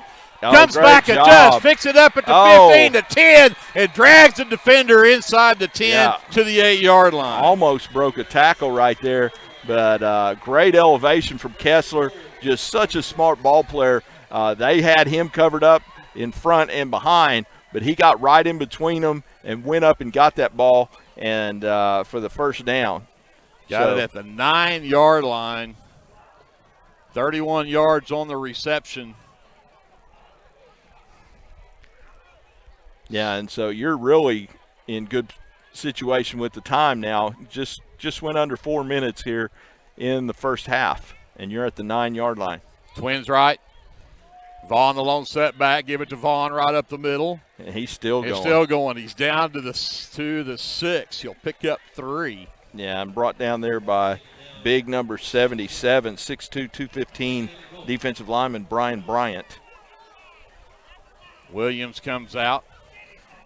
I went to school with Brian Bryant. Brian Bryant? Yes, Marilyn Bryant's son. Well, I have a feeling it's not the same one. It's not. No. Brian's pushing 60. Vaughn the lone setback to the left of Ramming. Ramming keeps it himself. Got a blocker in front. Spin move, and I thought I had a hold of a full face mask there. Yeah, if it wasn't the face mask, it was definitely the helmet, which the helmet is legal as long as you don't grab the face mask. But brings up a third down now for the Leopards. They're 2 for 3 so far in this game in third down conversions. They'll put it at the 2. They're probably in 4-down territory right here. You think? Yeah. Yeah, I probably would think, since we don't even kick extra points. Yeah. 2:40 left to go here in the first half. Looking over to the sidelines for the call. A lot of time on the play clock here. They're trying to let this run down as much as they can. Down to 14-13. The game clock down to 2:20 now left to go. Yeah, definitely don't want to give them any time with you in scoring position right here. And I think they're going to call timeout. Yeah.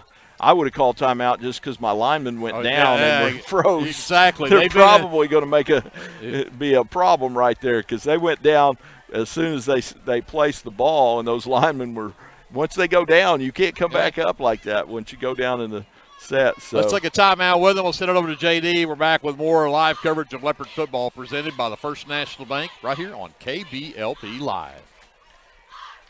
Are you caring for an aging parent or other loved one at home? It's important to know you're not alone. Hi, this is Connie Upton with Abiding Home Health.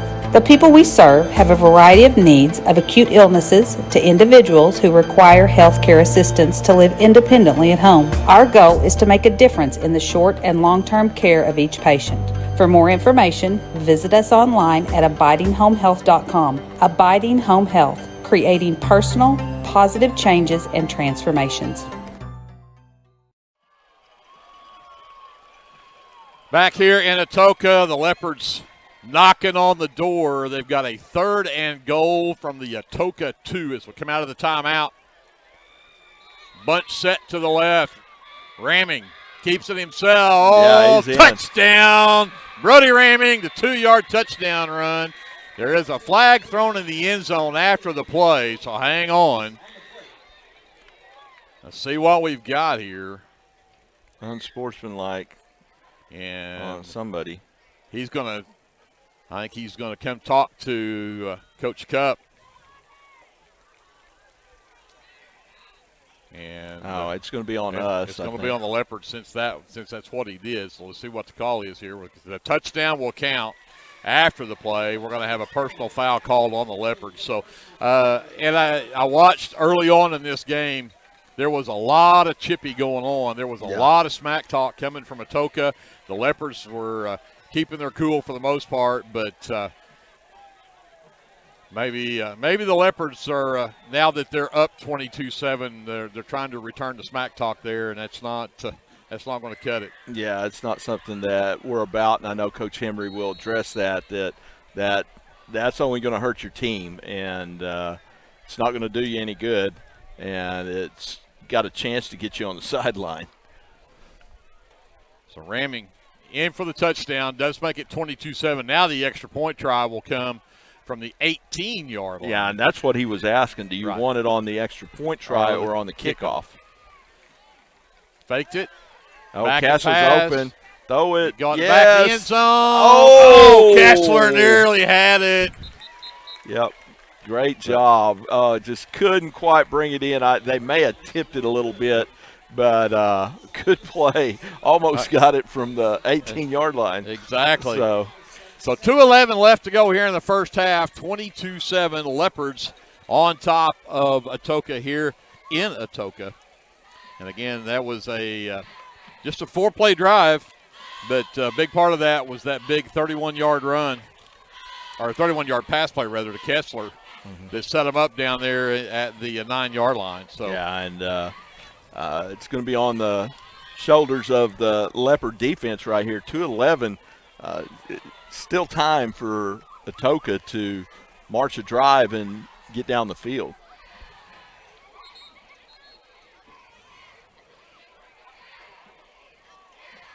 Be sure you stick around at halftime.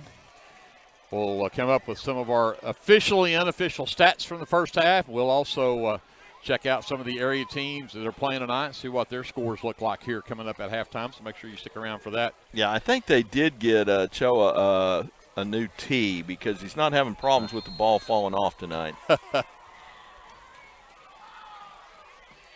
This one, a high one, and caught and dropped immediately. Well played there by who else? Wyatt April. Yeah. I'll tell you what, that guy knows exactly how to time things. And yeah, Eric Miller of Atoka took the brunt of that hit, but they'll take over there at the 43-yard line. So Leopard defense needs to man up right here and see if we can continue to hold the Wampus Cats scoreless here in the second quarter. Well, and on top of that, you know that Atoka won the coin toss. They'll deferred, so they'll get the ball to start the third quarter. So the last thing you need them to do is score here and then know they're going to get the ball back to start the third quarter as well. Absolutely, and Jackson's out right, so Pugh is still quarterback. Yep. No, they've changed quarterback. No, that's still Pugh. It's still that's Pugh. Still Pugh. He's rolling to his right. Looking for him, and got a man. He's at the 43 of the Leopards as the defender actually came up like he was trying to stop the quarterback run and left a man wide open over there, and that man was the number 3, or excuse me, was it number 1 or number 3 that caught that? Number 3. That was number 3. That is Aiden Middleton on the reception. Yep. Again, goes down to the Leopard 42. I think we were worried about Jackson going deep on us right there. So 1st and 10, they're on the Leopard side of the 50 at the 42-yard line. From the shotgun, Pugh rolls to his left, still looking, Ferguson throws out in the flat. Yep. Has Barrett there, tries to juke a couple of tackle defenders. There by Bentley Kessler. Kessler comes up and makes a good stick there, and he'll get down to the 38-yard line. So pick up a 4, bring up a 2nd down and 6. Yeah, clock continues to run 138, 136. Atoka still does have a couple of timeouts left. Pugh back to pass, the quick slant, or the quick stop route. And they're actually going to stop the clock here. Was it a first down, or did they call timeout? They didn't call timeout, but I think maybe they stopped it because he's close enough. But they're going to say they're going to give it to him at the 32-yard line. So second first down on this drive, and it looks like Atoka has taken their second timeout. With 1:23 to go here in the first half, they are driving. So gotta keep them out of the end zone here. We've seen the Leopard defense stand up to just about everything that Atoka's thrown at them tonight. Again, they've bent on a few plays, but they haven't really they haven't given up anything huge. The one big play they gave up was the big run play by Jackson who got it down inside the 10, but then the penalty moved it back, and the Leopard defense says, we'll just keep pushing you backwards. Yeah, great job. They've met every challenge so far that they've had thrown at them, and hopefully we can continue to do so on this drive. Because, like you said, the last thing we want is them to be in the end zone and then get the ball to start the second half. So first down and 10. The ball at the Leopard 31-yard line. Back in the shotgun, two-back set, twins right, single receiver left. Pugh back to pass, gets rushed out of the pocket. Yeah, Shane Jones brings him down for the loss. Yeah, second tackle for loss for Shane Jones this first half, and his third tackle, and that will bring another timeout from Atoka. That will be their last timeout with 1:19 to go, and they're facing a second and way long. 2nd and 20. That was a loss of 10. Yeah, great job by Shane Jones of getting in there and blowing that up.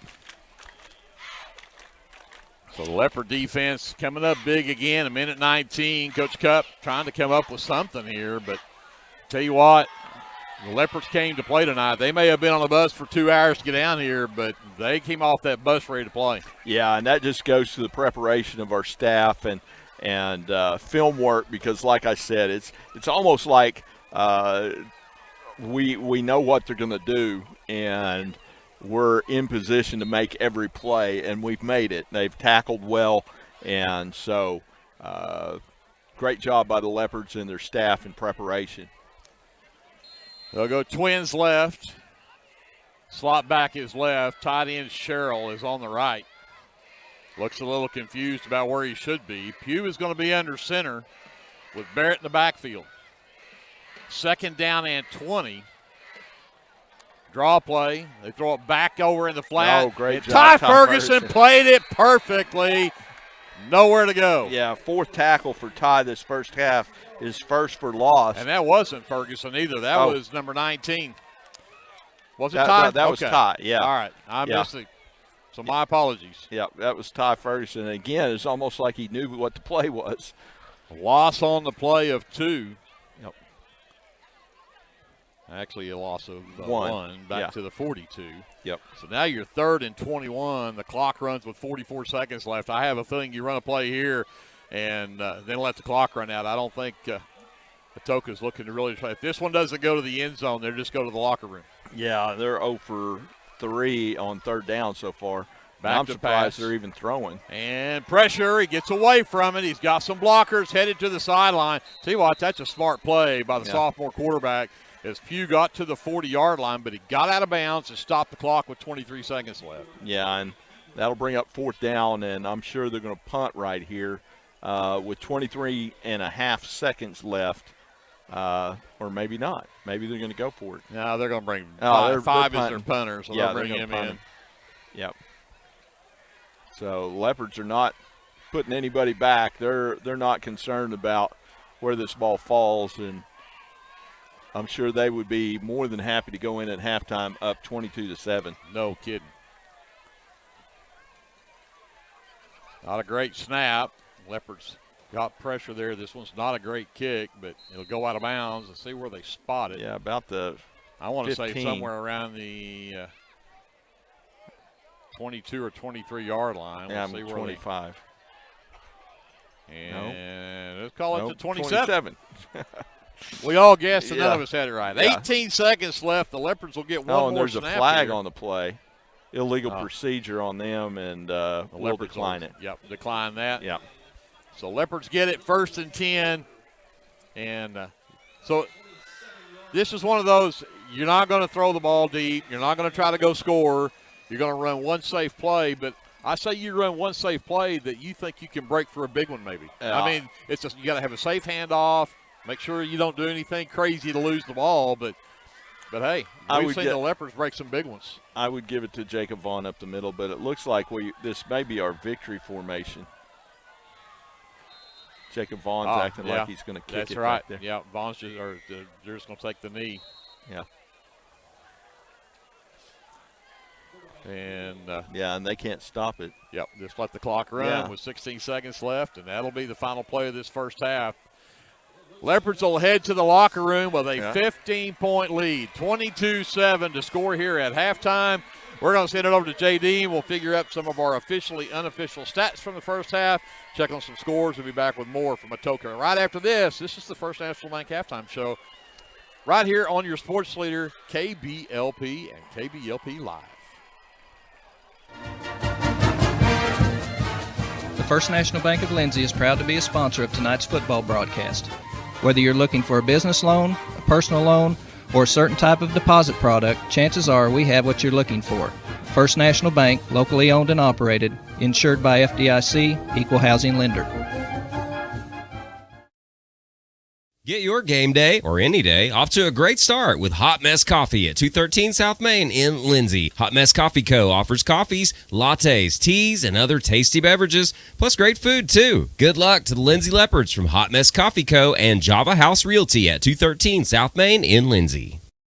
Morris Motorsports in Chickasha, Oklahoma would like to wish the Lindsay Leopards the best of luck this football season. If you find yourself in Chickasha, Oklahoma, stop by Legends Pub House and Venue for lunch or supper. Legends also brings you some of the best concerts around. Everyone at Legends would like to wish the Lindsay Leopards good luck this football season. Go Leopards! Come on down to Main Street to Sharon's Beauty Salon and let Courtney freshen up your look. Services include haircuts, hair coloring, perms, formal styling, waxing, and more. Call 405-756-6988 for your appointment, and good luck to the Leopards this football season.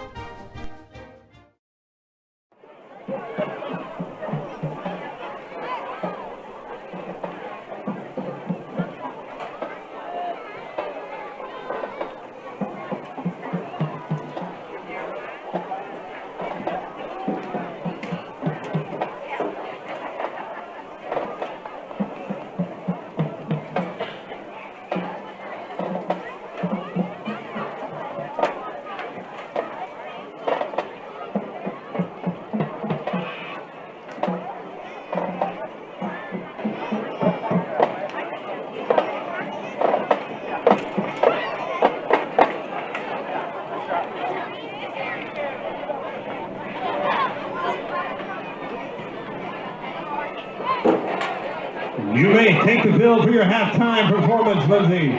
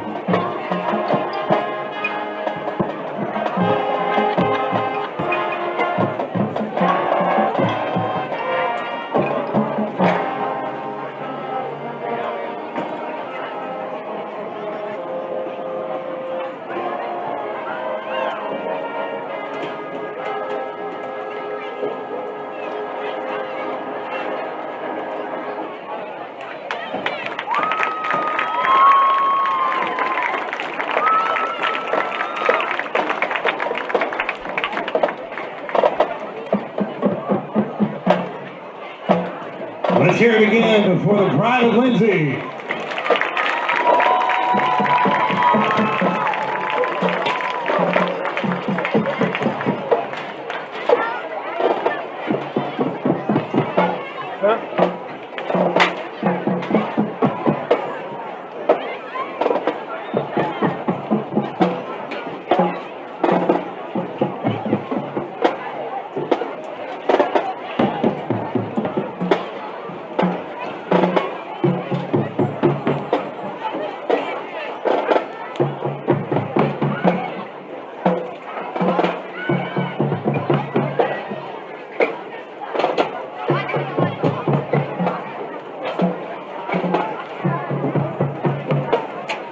Come on down to Main Street to Sharon's Beauty Salon and let Courtney freshen up your look. Services include haircuts, hair coloring, perms, formal styling, waxing, and more. Call 405-756-6988 for your appointment, and good luck to the Leopards this football season. And now let's welcome to the field the Pride of Atoka 2022 Marching Band.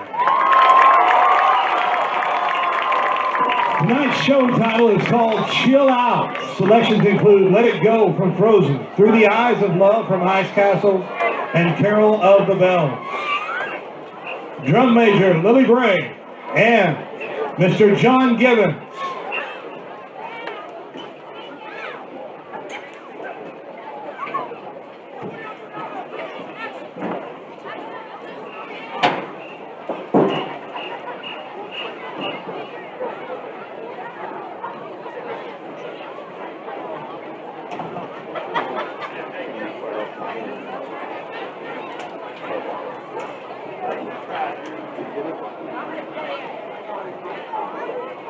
For those of you who do not know, the marching bands of both teams use this time at halftime to prepare for their marching band competition season later in the year. They'll have to perform this in front of a panel of judges later on to be scored as to whether or not they will receive a superior rating or not. Let's be mindful today as we have our performers on the field as they prepare for their season this year as well.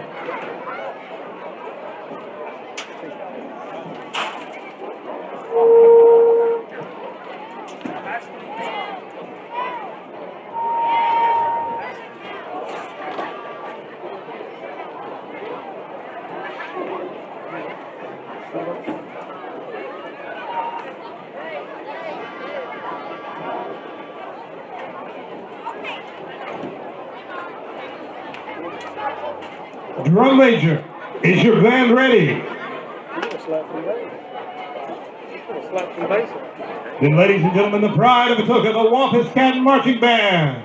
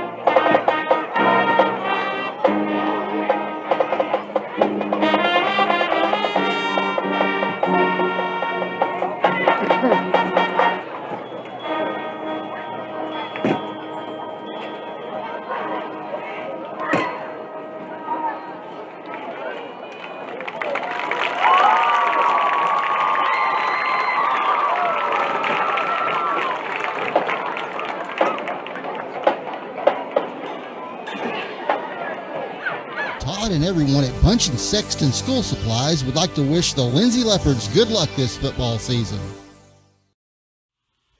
For all your repurposed furniture and other treasure needs, check out Junkin' with Janet's booth at Backroads Boutique on Main Street in Lindsay. Mr. and Mrs. J would like to wish the Lindsay Leopards a great football season. Go Leopards!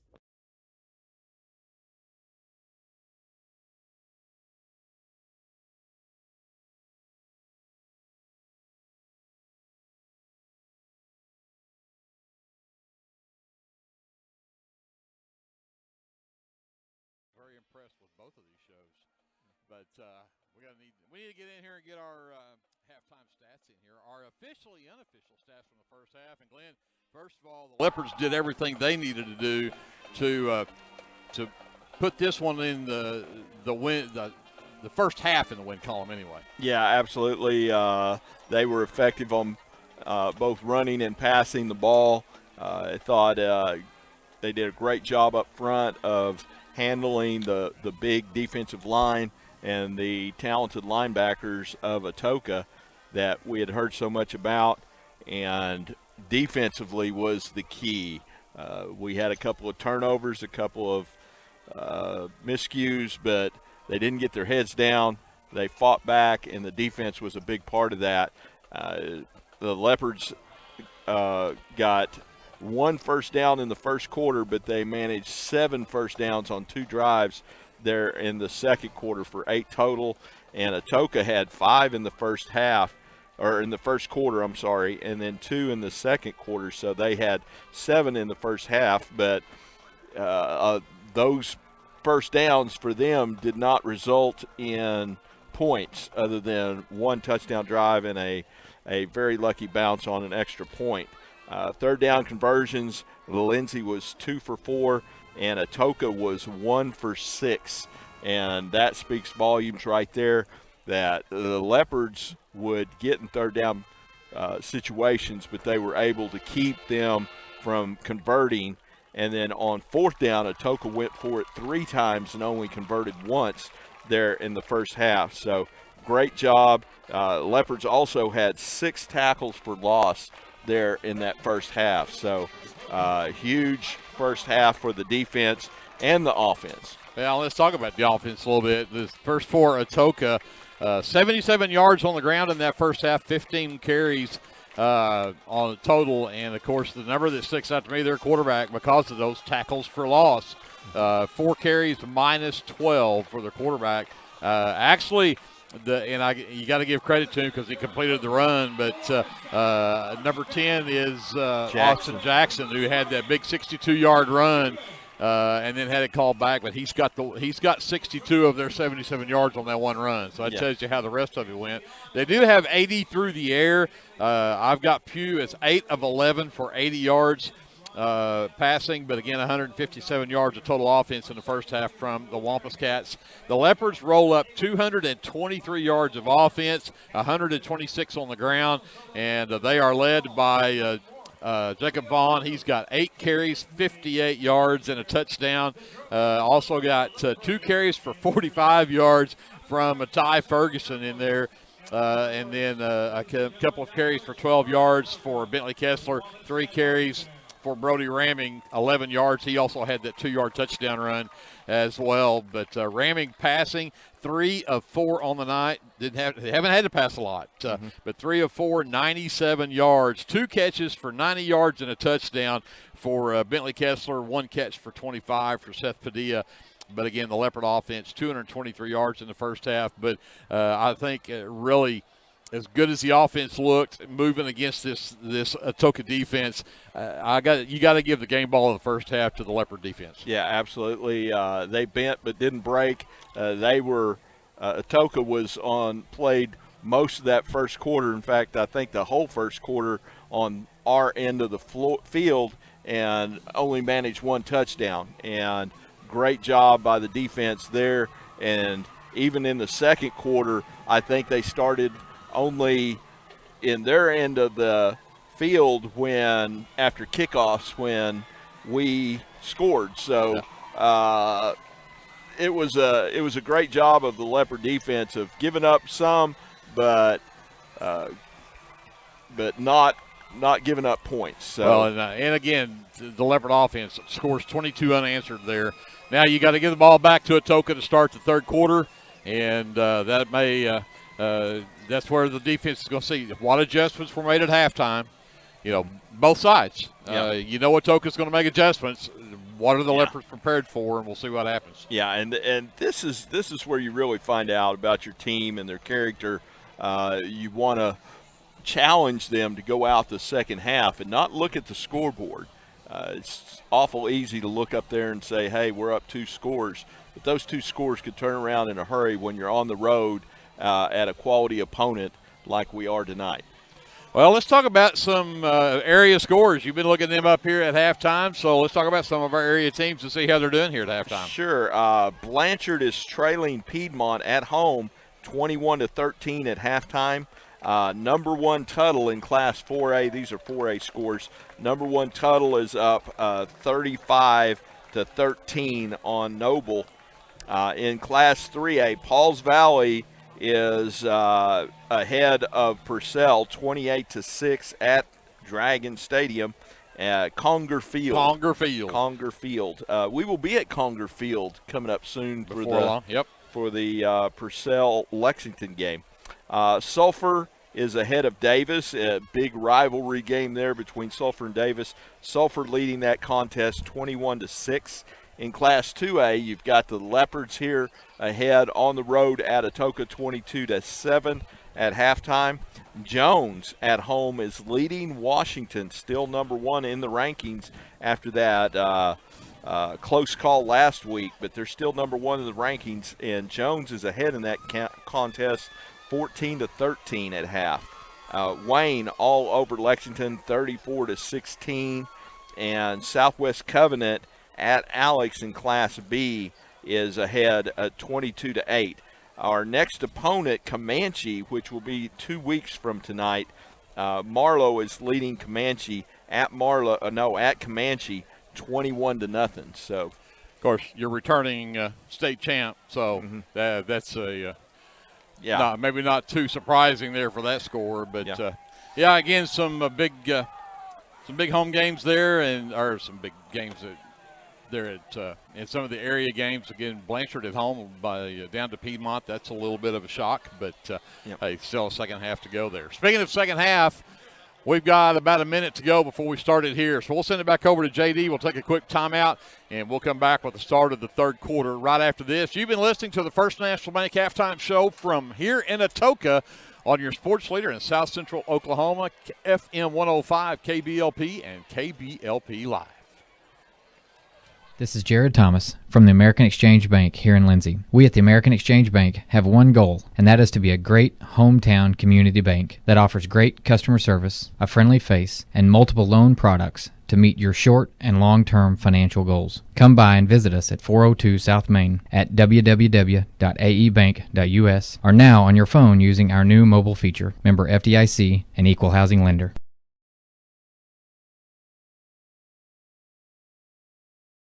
Hey Lindsay community, my name is Christian Torres and I am the minister for the Lindsay Church of Christ. I would like to invite you to join us for worship Sundays at 10:45 a.m. and for Bible class Wednesdays at 7 p.m. Our address is 1205 West Cherokee Street. The Lindsay Church of Christ is a group of imperfect people who love God, His Word, and each other. And we love this community so much, and we pray that all the students and teachers have a great school year. Come and join us at the Lindsay Church of Christ. So Manuel Aguero with the kickoff. And that's Jackson. That's Jackson who got that one, nearly snuck through there, but the Leopards will wrap him up about the 36-yard line. So Atoka will take over 1st and 10, their own 36. Yeah, and that was number 9, Kason Work, in there on the special teams tackle. So, yeah, Jace Jackson, we've seen what he can do. So, kind of surprised we kicked it to him. I'd kick it away from him. I would keep it away from him. Yeah. Tyrell Hill comes back in at running back. Jackson is back out there. He'll be split left. Number 13 is Creed Vifos. He'll be split right. Allen in there at the fullback as Pugh goes under center. Tight end right is Sherrill. Take the snap, give it to Hill.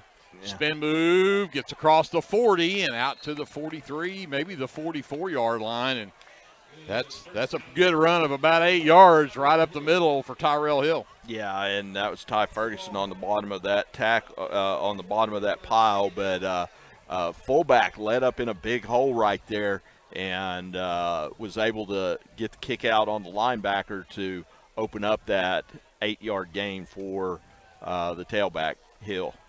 So they'll go back to that I formation with Sherrill tight end right. Wide receiver right. And we're going to have flags, and we're going to get an offside on the Leopards. And somebody had to have just lined up offsides there. So that'll give them a first down through the penalty. That'll move the ball out to the 49-yard line. Yeah, and I believe that is just the second penalty on the Leopards. Yeah, the personal foul and then that one. So not necessarily what you want to do coming out. You want to stay sharp and stay clean. Sure, it's just the lineman went down right there. And McCall split right. Sherrill's tight end right, under center for Pugh in the I formation. And now we get flags that'll jump. And is this going to be a false start this time? Or? Yeah. And they will call it. The Leopards were looking. They were bringing the house, and the lineman got a little jumpy. And so the 5 yards comes right back. But it makes it 1st and 15. Exactly. So. Advantage Leopards. Back at the 44, 1st and 15. McCall comes back in, brings the play in from the sideline.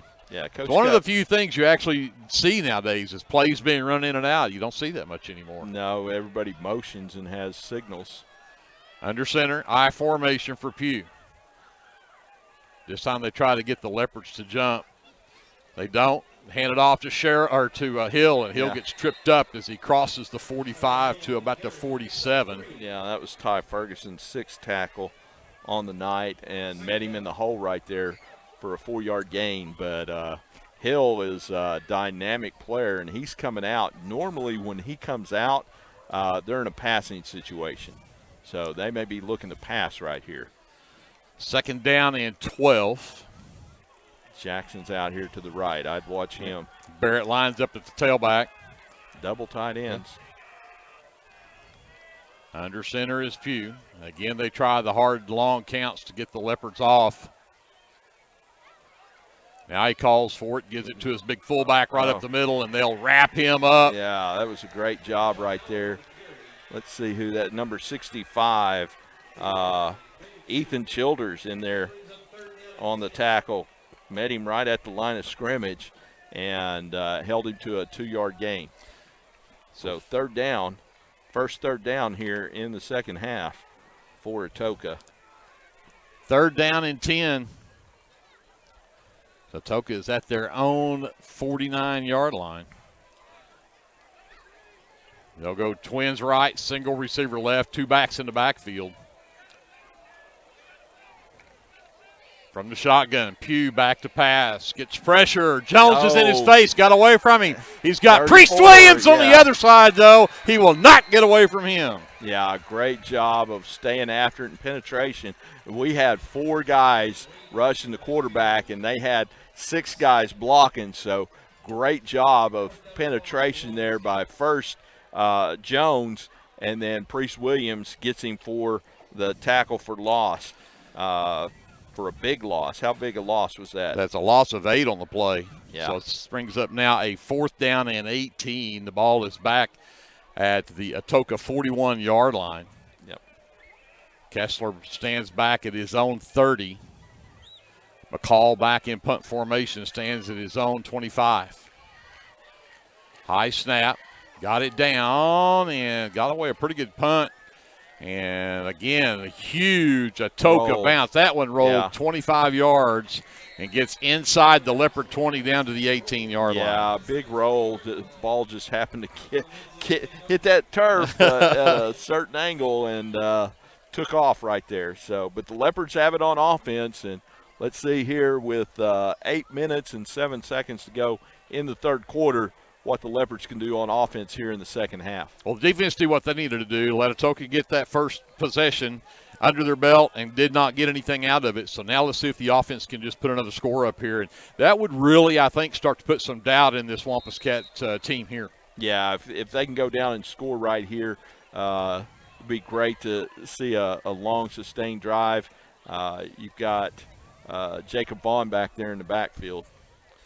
Ramming is going to bring Kessler in motion left to right and fake it to him, give it to Vaughn right up the middle, and Jacob Vaughn will get 2, maybe 3 tough yards across the 20 to the 21-yard line. Yeah, give him 3, and he's brought down there by number 5, their good linebacker, Andrew McCall. So just across the 20, call it 2nd and a long 7. Padilla will be the wide receiver right. Kessler moves left.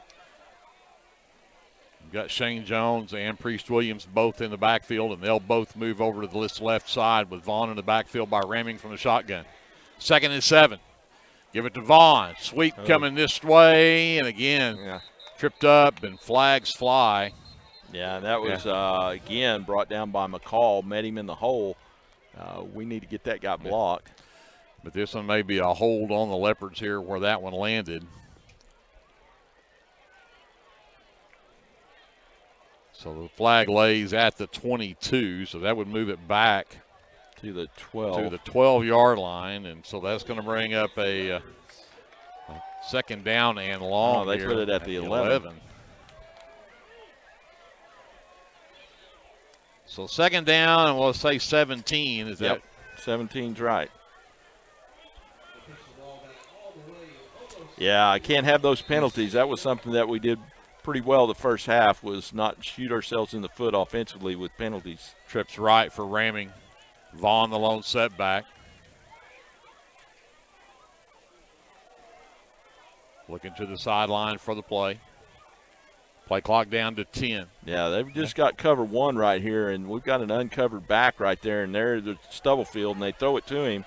Now up the sideline, he's at the 20, the 25, skip move across the 30, the 35, and out to the 37-yard line. Yeah, Bryce Stubblefield, you said it, uncovered, and they made him pay. Yeah, and McCall run him down from behind, but great execution on that little bubble screen outside, and great blocking by the wide receivers over there to get him open, and the rest was all on the speed of the receiver, of Stubblefield. So number 26 had a 26-yard reception out to the 37-yard line. 1st and 10 Leopards. Trips left this time. Vaughn up the middle, gets across the 40, head down nearly to the 45. Tell you what, Jacob Vaughn is running hard tonight. He is refusing to go down after that first contact. He's staying in it, goes all the way to the 44, picks up 7 yards. Yeah, and McCall is the only player that has made a tackle for them on 4 plays so far this half. So, again, we need to find number 5 and get a body on him. They'll stay Trips left with Register, Kessler, and Stubblefield. Jones is the tight end right. And Ramming, low snap, he just had to go down and take a knee and grab that one, and that one will hurt. That'll move the ball all the way back to the 39-yard line. So you had a 3rd and 3, and now you've got a 4th down. No, third. It was a 2nd down. 2nd and 3. But now you've got 3rd and 8. 5:37 and running here in the 3rd quarter. Leopards still up 22-7. Padilla and Kessler in there at wideouts. You've got Jones at the tight end, Williams in there at the slot back. Vaughn the lone setback, the pistol formation. They fake the play action to go down the sideline. He's got Kessler. Did he catch made it? Yes, he did. did. He did. What a catch for Bentley Kessler at the Wampus Cat 30-yard line. Oh, there's that deep threat that we've had and seen, and Kessler just continues to get behind people and just go up and challenge and get the ball. You know, Brody's got a lot of confidence in him. Even if he's covered, there's a guy nearby. He knows that Bentley's going to go and he's going to get that ball. And great job of execution there on that little rollout to the right. And another 1st down and a 2nd, 3rd down conversion for the Leopards on this drive. 3 catches, 121 yards now for Bentley Kessler. Little trap play here and cannot get loose from the big number 52. That's Jacob Vaughn. Number 52 is Gavin Collins for the Wampus Cats. No gain on the play that time for Jacob. Bring up a 2nd down. There was a gain. It wasn't much. 6 inches. Jack Dodd checks in. He's going to be split left over here along with Seth Padilla. Ramming's got Vaughn behind him from the pistol. Again, they'll give it to Vaughn up the middle.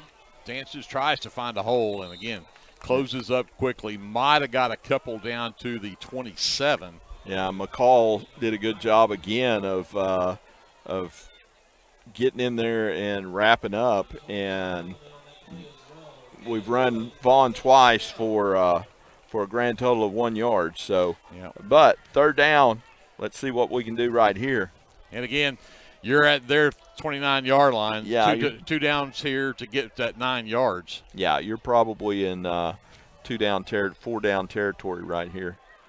Looks like Bentley Kessler coming in. I'd love to have him on the field if I was Leopards. I would too. That Padilla split left. That cornerback's looking over at the safety like, hey, you going to help me here?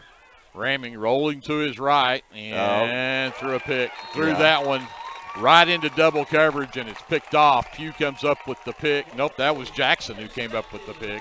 Yeah. And so the Leopards will turn it over with the interception, and it'll be at the Wampus Cat 16-yard line. Yeah, and there was a situation where he was completely double covered. You got to check down and look for other options at that point. Exactly. But good drive, a couple of first downs, really flipped the field position from where you started on the punt down here to where they're now starting on their 16-yard line. Went from your own 18 to their 16. Yeah. 3:11 left to go here in the third quarter. 22-7, Leopards up by 15. Wampus Cats with the ball, 1st and 10, their own 16-yard line. Jackson will be split right. I formation with Sherrill tight end right. Pugh under center. And again. Oh, great job. What a job. And is that Wyatt? That is Wyatt April again. Hill never had a chance. Lost back to the 14-yard line. It's a loss of 2 for Tyrell Hill. Yeah, and that's the third tackle for loss for Wyatt April tonight, and just hitting that gap and outrunning the tailback Hill, speedy tailback, and running down from behind for a loss of 2. 2nd and 12. Jackson again split right. Barrett now in the backfield at tailback. Tight end right, I formation with Pugh under center. 2nd and 12. They go again with the long count. Oh, big hole for Hill for Barrett. He'll get across the 20 to the 22-yard line. Picks up a good 8 yards on that. Yeah, that was Manuel Aguero that submarined him and brought him down. So it'll be a 3rd and short. They're 0 for 1 on 3rd down so far this half. So 3rd and 4. Yep. 3. See if the Leopard defense can really come up with a big stop right here. Yep. Yeah, they're only 1 for 7 so far in the game on 3rd down. And they're definitely not in 4-down territory. Well, we say that. Yeah. Down 22-7. Pauls Valley might did. be. Yep. Pauls Valley did deep in their own territory. 2 tight end look. The big fullback right up the middle, and he is going to get the first down. He'll get out to the 28-yard line. He'll pick up 6 and a first down. Yeah, that's their second first down this half, and that makes them 2 for 8 now on 3rd down conversions for the game.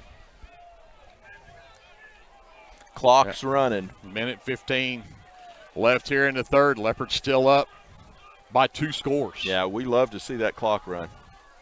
Again, they'll go 2 tight ends, I formation.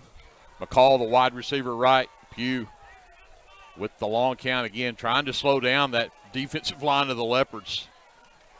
Again, there's guys in the backfield, but Barrett got away from the first wave, nearly got away from the second, but Andon Register comes in and cleans it up. Yeah, that was Shane Jones that hit him first, and then Andon Register finished it off for his 4th tackle on the night. But gain of 3 on the play brings up 2nd down and 7, and we've got 35 seconds left. I'm not sure the way they're going. They'll probably get this play off, but they're not going to get another play off. Pugh under center. This time play action, looking over the middle for his tight end. Now he's looking down the field for Jackson, and Jackson. Aguero, great job. Fantastic play there by Emmanuel Aguero to knock that one away at the last second because Jackson had a step. Yeah, and a little bit underthrown, and Aguero was underneath, and he was able to get his hand in there and knock it away. So that brings up 3rd and 7 now. And it stopped the clock on the incompletion, so 17 seconds left here in the third quarter. See if the Leopards can come up with a big stop right here. This would be huge. 3rd down, 7. Atoka from their own 31. Yeah, and now they're going to do the direct snap to Hill. Yep. Hill calls for it, looking for the hole, dances outside. Leopards push him to the barrier and then out of bounds. Easy and they're toe, going flag. to call you cannot get them that far out of bounds. And that one is unfortunately going to give the Wampus Cats a first down through a 15-yard penalty. Yeah, that's real unfortunate because we had a wall right there where we'd knock him out of bounds. We didn't have to ride him on out there. So that will give them another first down. And move 49-yard line. So first down, the Wampus Cats. Again, Hill only picked up 4 yards on that play. It would have been fourth down, but you got to hit him out of bounds, and that'll hurt. So now they'll go wide receivers either side. Sherrill is the tight end right. Jackson is the quarterback. So, and he'll keep it himself. And Priest Williams had a shot at him. He gets inside a ramming. It breaks another tackle, but finally they get him corralled back there. Yeah, that's number 28, Shane Jones, with the tackle. And that'll be the end of the third quarter. After all of that, he ended up losing. No gain on the play. He got 1 yard. At the 49. That's where they started. Yeah. So it'll be second down and 10 when we come back to start the fourth. Leopards are up 22-7. We're back with the fourth quarter right after this timeout. You're watching live coverage of Leopard football presented by the First National Bank here on KBLP Live. Clements Insurance provides insurance coverage to best suit your needs. We offer auto, home, farm, life, and business policies. Come by 109 West Chickasaw or call 405-756-2253. Clements Insurance is carrying on the tradition to satisfy you. So come see me, Keith, or Beth. Go Lindsay.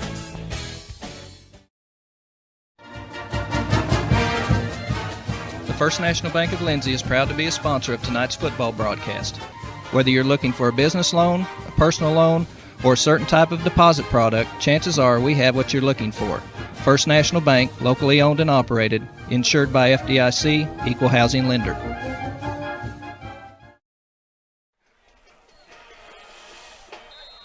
Second down, 9.5. Half-yard gain on the play. I formation, tight end right, wide receiver right. Pugh under center. Give it to the fullback right up the middle. Breaks the first tackle, but he won't get past the second wave of Leopard defenders. Yeah, that was Ty Ferguson. Stood him up right there after he got past the first wave. That's Ty's 9th tackle tonight. So follow the fullback. When you see a power I formation, follow the fullback. That's normally where the ball's going to go. And either the fullback's going to get it and you follow him, or he's lead blocking for the tailback. So follow that fullback, and I think that's what Ty Ferguson is keyed into tonight. So third down and 6 from the Leopard 47. Pugh under center, I formation again. This time they give it to Barrett, the tailback, and he'll be rolled up. Still pushing, though. He's going to push himself down near that first down marker. This will depend on the spot. And this guy on this side's marking him at the 40.5, which will be enough for the first down. Yeah, and that's their 4th first down here in the second half. We're 11:08 to go in the game. Leopards leading 22-7. Of course, they're keeping this on the ground. You knew that's what they wanted to do was the run game, which I like because the more they run it, the more that clock runs. Yeah, yep, absolutely. They'll stick with McCall wide right, Sherrill at the tight end right. I formation again for Pugh. And this time, nowhere to go for Barrett. No gain on the play. Yeah, and that was number 26, Bryce Stubblefield, in there with the first contact for the Leopards. So no gain on that one.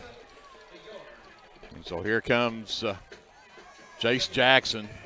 Yeah. And he'll be lined up wide right.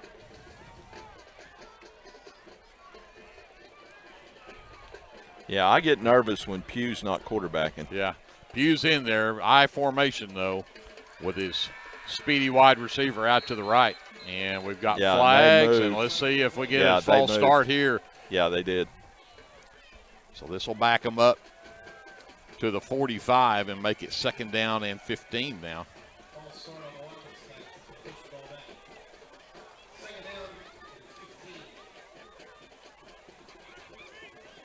And again, the clock starts at 10:05 and continues to run here. The Leopards still up 22-7. Uh-oh, he forgot to play. Yep. Play clock's down to 15. You're going to have to hurry now. Yep.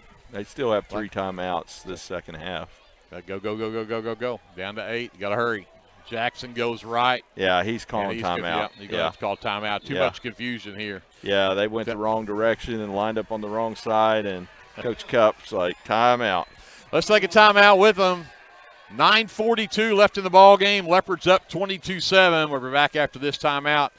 You're watching live coverage of Leopard football presented by the First National Bank right here on KBLP Live. Tonight's football broadcast is brought to you in part by the City of Lindsay, proud supporters of Lindsay Leopard football and all student endeavors at Lindsay Public Schools. Keep up with local information and events at cityoflindsay.com, which now offers easy online bill pay. Good luck to the Leopards this football season from the City of Lindsay.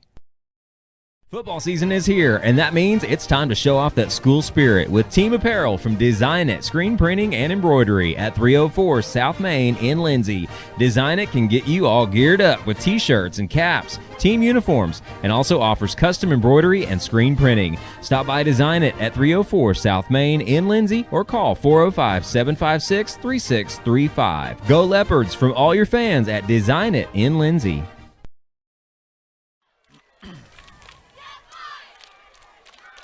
9:42 left in the ball game. Atoka facing a 2nd and 15 from their Leopard 45. Trips left from the shotgun. They run the bubble screen to Jackson.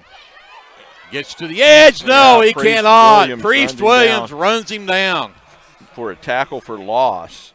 Great job. That's Priest's 2nd tackle, and both of them have been for losses here in the second half. Make it 3rd and 17 now. Actually 3rd and 18 as they move the ball back to the 48-yard line.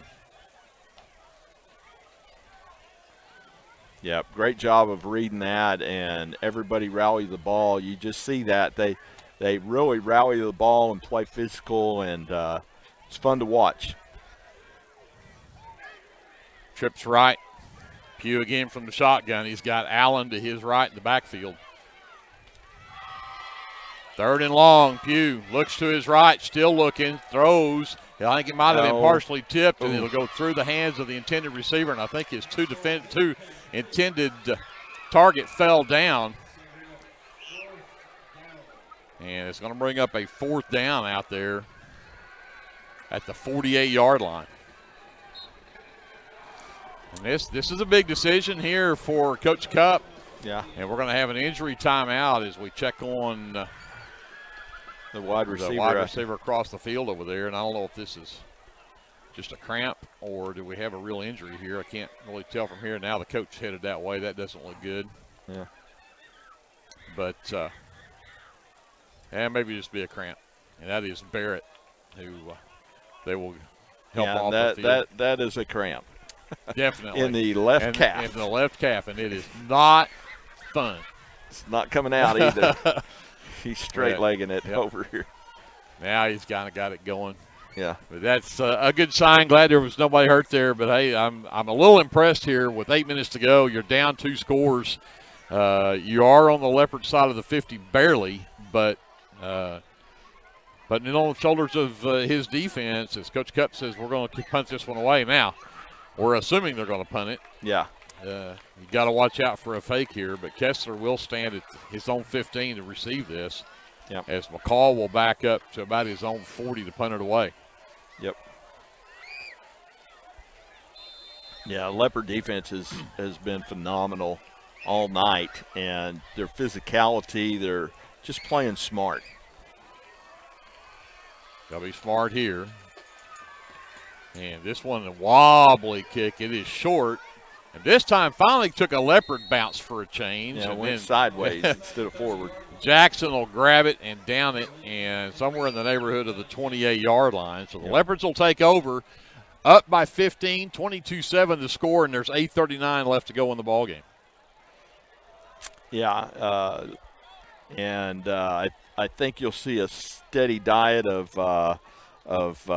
Jacob Vaughn and Brody Ramming and Ty Ferguson running the ball right here to run off that 8:39. I would agree. They'll go 2 wide receivers, though, one either side from the pistol, Ramming with Vaughn behind him. High snap. He gets it down to Vaughn. Vaughn drags defenders across the 30 and give him the 32-yard line. Pick up a 4 on the play. Yeah, and that's what you got to have. Just keep that clock running. That was, let's see here. I think that was big number 62. He needs a turn. 52. Yeah, big number 52 on the tackle for Atoka. And that is Gavin Collins, if anybody from Atoka is listening. There you go.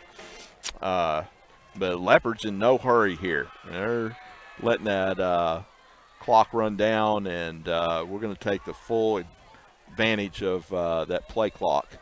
Probably snapping under 5. I would agree. Down to 7. Yep. Now I'll give it to Vaughn. And, again, looking for a hole. Can't find one. Yeah. Forward progress will give him somewhere in the neighborhood of looks like the 34-yard line. So he'll pick up a couple more. This is a pretty big third down play here, though. You got 3rd and 4. Yeah. You want to keep possession, and you want that clock to keep moving down to 7:20 now. So let's see if Leopards can pick up this third down conversion right here. Now they'll send Kessler wide right, along with Stubblefield, and try a hard count that doesn't work. You got single coverage out here on Stubblefield. Actually single on both sides here, but Ramey's going to take it himself, right side. Yeah, he's got a first down. He'll be out near the 40-yard line. They just, again, keeping this one on the ground. Yeah, great conversion, third down conversion. They've been great on third down all night. They were 2 for 4 the first half. They're 3 for 4 so far in the second half. So move those sticks, keep that clock running. Every first down is worth about 2.5, 3 minutes, depending on how far you let the play clock run down. 6:35 left in the game. 1st and 10 Leopards, their own 40. Atoka with just 2 timeouts left. Leopards still have all 3 of theirs, but you can bet they're not going to use them. Nope. They'll go twins right again. Ramming. Give it to Vaughn. Out over that right tackle, and he'll get 5 tough yards out across the 45. He just bulldozed McCall, number 5, and just ran right over him. That's McCall's 8th tackle, but McCall knows number 8's number. I promise you that. They've met that several times. That is the 15th carry of the night for Jacob Vaughn. Yeah, and once again, what you notice about Jacob, he falls forward. Yep. Falls forward. They don't knock him backwards. He falls forward. He's going to go out and take him a little break there, get him some drink, and let Ty Ferguson tote the rock a few times here. Yep. Give Ferguson a few yards. Down to 5:30 now in the game. He's got 2 carries and 45 yards himself tonight. Yep. Make it 3. See what he does here is, again, they hit him just shy of the 50. Yep. And that's number 1, Talon Barrett with the tackle, his 2nd tackle on the night. But bring up 3rd down now for the Leopards. 3rd and a yard. And again, it's very close. I don't know. Yeah, they're not going to measure. Yep, 3rd and a yard. Or maybe they are. They are going to measure it now. Yeah. Yeah, I think Coach Hembry asked for a measurement here with 4:58 to go, under 5 minutes. Leopards leading 22-7. So looking good. If you're a Leopard fan, this is the way you'd like for this one to go. Absolutely. Keep moving this one down the field, chew up that final 5 minutes. Yep. So they will bring the chains in from the far side. And we'll see if Ferguson got that first down or not. And this is tough. You're right in the middle of the A there. How do you know where the yard line is? Yeah, I don't know. Yeah. First down, no. No. It's not that far. Yeah. They always hold up that generic this far. Yeah. It's this far. It's this far? Is it this far? Is it this far? So Andrew, call it. Did you zoom in on that? Yeah. Was it about that far? Yeah, it's about that far. And then they put up it's a foot. So third down and a yard. 4 inches. So. And again, we're not up under center, so we're not going to sneak. We're going to do our traditional shotgun snap. And Raming's going to keep it himself. And he got it. He should got it. He got across the 50. So first down, Leopards. Yeah, and that is stopped there by Eric Miller, number 27. That is his first tackle on the evening for the Wampus Cats. So another first down, and circle that one. They're now 2 for 2 on third down conversions on this drive, and you like to see that because when it goes to third down, you're running. I mean, you can get it on second down, but, if it goes to third down, you definitely want to get those conversions. So 4:25 left in the game. Leopards still up 22-7. First and 10 at midfield. Padilla is split right.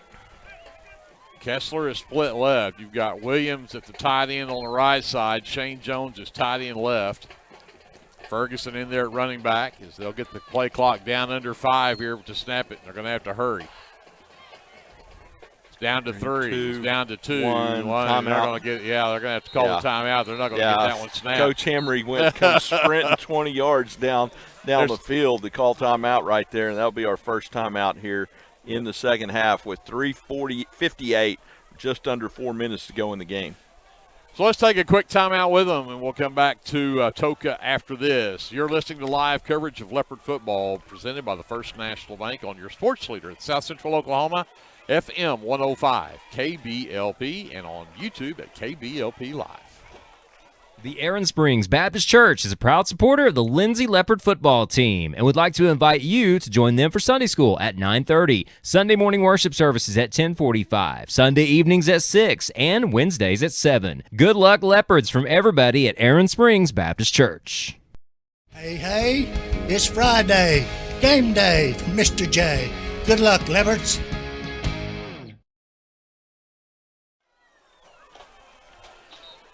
.358 left in the ball game. 22-7, Leopards on top.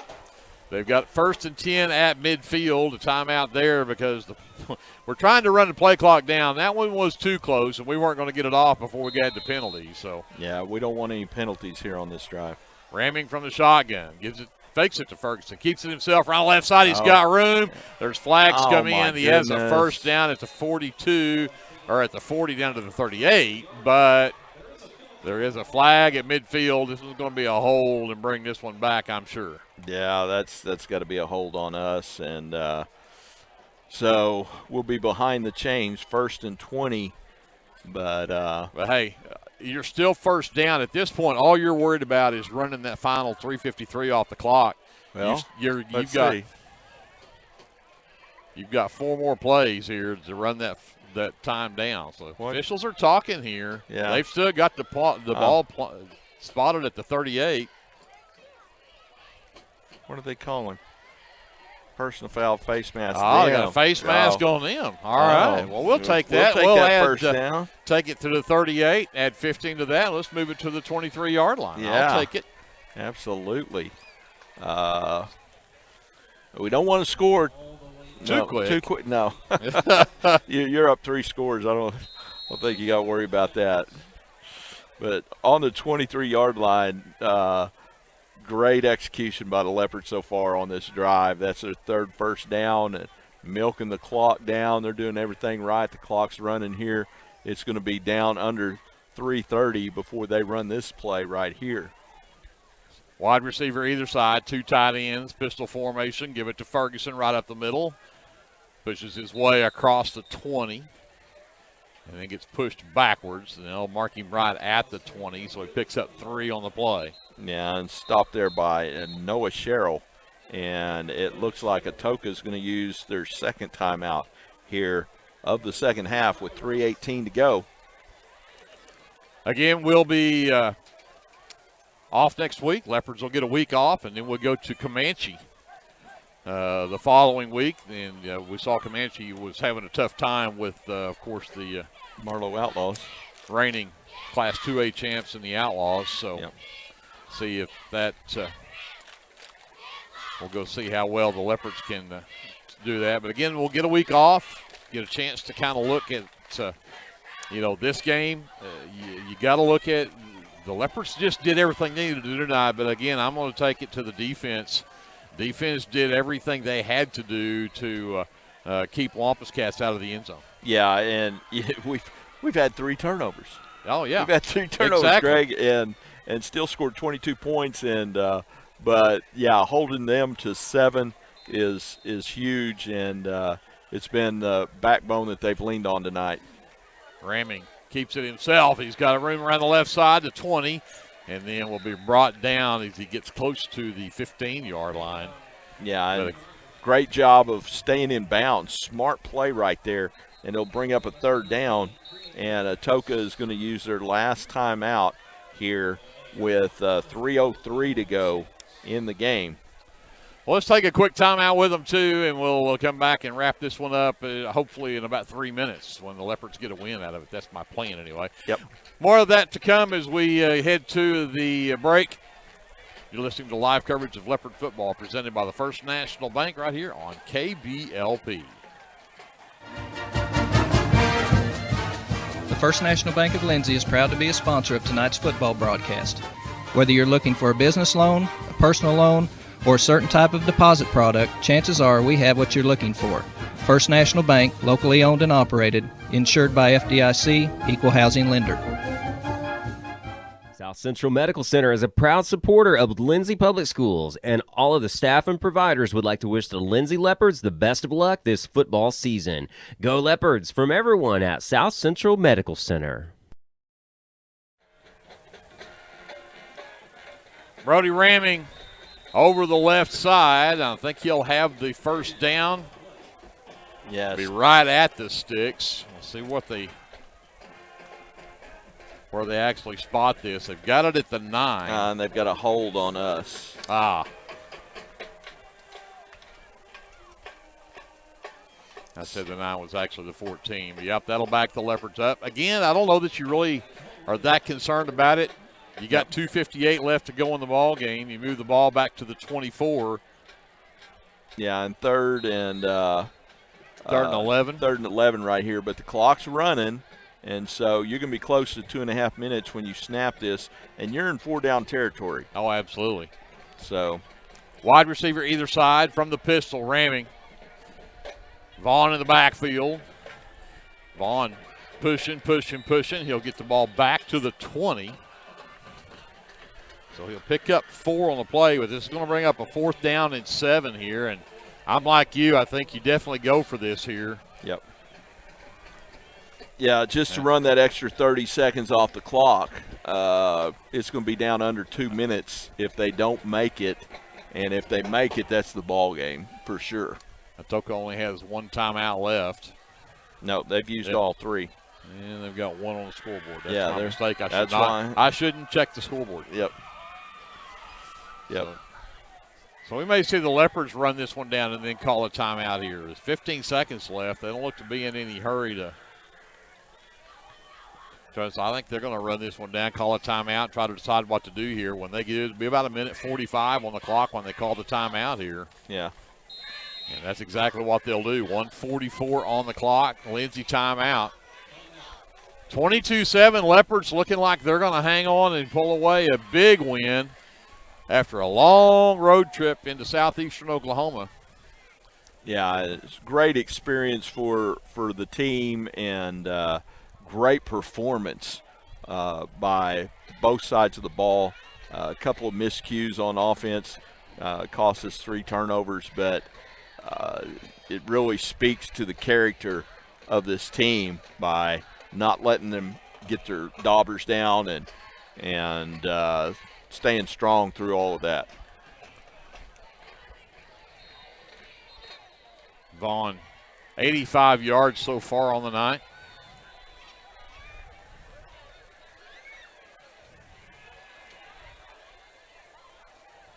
Ferguson will be in there this time in the backfield.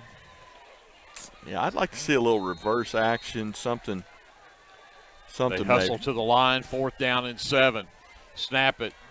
Oh, Trap play right up the middle, and Stubblefield takes it to the house. Bryce Stubblefield on a little misdirection trap play, and there was nobody home. What a call. What a call. 1 for 1 on 4th down conversions for the Leopards. And, man, they've been keeping that in their pocket. That was a nice little trap play, fake it. They're thinking it's all going to be Ferguson or ramming, and then we end up. Here comes Bryce Stubblefield. From a whole different direction with the whole defense going right, and Stubblefield comes and trots in almost untouched. That pretty well puts this one out of reach, and they're actually going to kick this extra point. Hey, it's good. No, it's off to the left. No. I saw a ball. And it's a horrible call. Horrible call. 28-7, Leopards up by 21 with 1:40 left in the ball game. We'll take a timeout. Come back after this. You're listening to live coverage of Leopard football brought to you by the First National Bank in Lindsay right here on KBLP Live. If you're looking for some good barbecue, the Meat Locker Barbecue right here in Lindsay, Oklahoma is the place to go. Everyone at the Meat Locker would like to wish the coaches, players, the band, and the cheerleaders good luck this football season. Go Leopards! For all your repurposed furniture and other treasure needs, check out Junkin' with Janet's booth at Backroads Boutique on Main Street in Lindsay. Mr. and Mrs. J would like to wish the Lindsay Leopards a great football season. Go Leopards! So that was a long drive. It took 7 minutes off of the clock. Started at the Leopard 28. So a 72-yard drive that took 12 plays. And like I said, 7 minutes off the clock. Couldn't have asked for much better. You said a long, sustained drive and eat up the clock, and that's exactly what they did, Glenn. Yeah, and put the ponies in the barn if this was an OU game. This one's over. So Ferguson now with it teed up. High, just going to go out of bounds in the Wampus Cat bench, so that'll move the ball out to the 35. Well, it went out of bounds before the 35, so they're going to take it at the 38. At the 38. Yep. So 1:40 on the clock as Atoka takes the field for the offense. You would suspect the final time here with just 1:40 to go. No timeouts left, according to Glenn. Scoreboard still says 1. Yeah. Well, it says we only have 1, and they are right on that one. So. Well, they're right about something then. Yeah. So they move the ball actually out to the 43-yard line. Oh, my. So, I guess you add the 5-yard penalty on top of where it went out of bounds. Oh, yeah. So 1:40 to go from the shotgun. Pugh rolling to his right. Has to cut it back up inside and says hello to Mr. Shane Jones. Yeah. Great job by Shane. That's his 5th tackle of the night. No gain on the play. Yep. And clocks continues to run. It's 1:15 now, and it doesn't look like Toka's in that big of a hurry. Yep, they realize this one's out of reach, and they're just going to run the final minute off the clock. Twins right, single receiver left, 2 backs in the backfield from the shotgun for Pugh. Looking to his left, has the man on the slant, caught and met immediately by Austin Hines, who says, maybe you got a first down. And they will mark it at the Leopard 46. That will be a first down. Yeah, and that's their first down here in the 4th quarter. Their 5th in the second half. But, again, they've marched down the field, but the Leopard defense have been able to hold and not allow any points here in the second half. Clock runs with 45 seconds left in the ball game. Twins right, single receiver left. back either side of Pugh from the shotgun. Has time, throws down the field. Kessler with the interception. Yep. Pugh just overthrew that a little bit, and 36.6 seconds left, and that will be the ball game. And Kessler just earned $50 for Lindsay High School, and will be donated by the First National Bank to the club or department of Mr. Kessler's choice. Thank you to First National Bank. Yep. For that. So Leopards will come out and snap it one more time and put one in the win column. Yep. They will go to 2-1 on the season as they get prepared for district play. And again, this will be just a down knee for Brody Ramming. And the snap takes the knee, and that'll do it. The Lindsay Leopards with the 21-point win, 28-7, the final score in this one. And again, you got to give the game ball to that Leopard defense. I tell you what, the offense looked good tonight, but the first half it was the defense that left them with the opportunities to do it. Yeah, and great job, Leopard defense against a very potent Atoka Wampus Cats team on the road. You just can't ask for much more. I'll quickly throw you some numbers here. Again, these may not be perfect or official, but 16 carries, 85 yards on the night for Jacob Vaughn. Ty Ferguson only carried the ball 4 times, but he had 52 yards on those 4 carries. And then Brody Ramming had a touchdown run. Of course, so did Jacob Vaughn, had a 10-yard run. Brody Ramming, 9 carries tonight. He had 17, 19, 25, giving him approximately 36 yards. And then the 20-yard touchdown run there on that final score from Price Stubblefield. And passing-wise, Stubblefield also had a 26-yard reception in there tonight, but Kessler came up with that interception there at the end. He also had 3 catches tonight and 121 yards. One of those was a 59-yard touchdown catch. So a big night for the Leopards. They will come into Atoka and walk away with the win, 28-7, the final score here in Atoka. Glenn is rounding up some final scores from us here, but see how some of our area teams have done. You got that? Yep, getting there. I've got a couple more here to look up, but let me get to Class 2A real fast. And again, in Class 4A, you've got Blanchard. This is a final. Blanchard loses to Piedmont 28-13 at Blanchard. In the fourth quarter, Tuttle all over Noble 61-34. Also not a final, but in the fourth quarter with 4 minutes to go, Pauls Valley leads Purcell 35-13. This is a final. Sulphur beats Davis 21-6 in that contest. In Class 2A, obviously Lindsay with big winners over Atoka 28-7. Washington bounced back. And this is in the fourth quarter. Washington 33, Jones 14. So Washington has shut out Jones after they were trailing 13-14. It's kind of a that's been their mantra the last 2 games. Get down into the halftime and then come back and squeak out a win in the second half. Yes, it has. Looking for the Wayne. Might be in Class A here. In Class A. Connection problems, of course, right when, well, we're not going to be able, because apparently cell service in Atoka just died. Somebody just took out a tower. Yeah, apparently. So unfortunately I can't give you the Wayne Lexington score, but Wayne was up 34-16 at half. Here it's back now.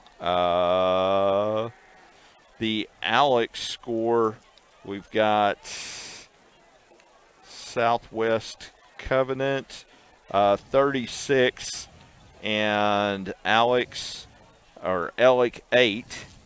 and that is in the fourth quarter.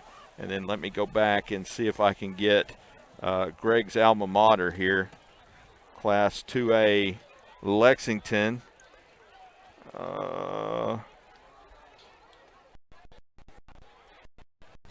Where is it?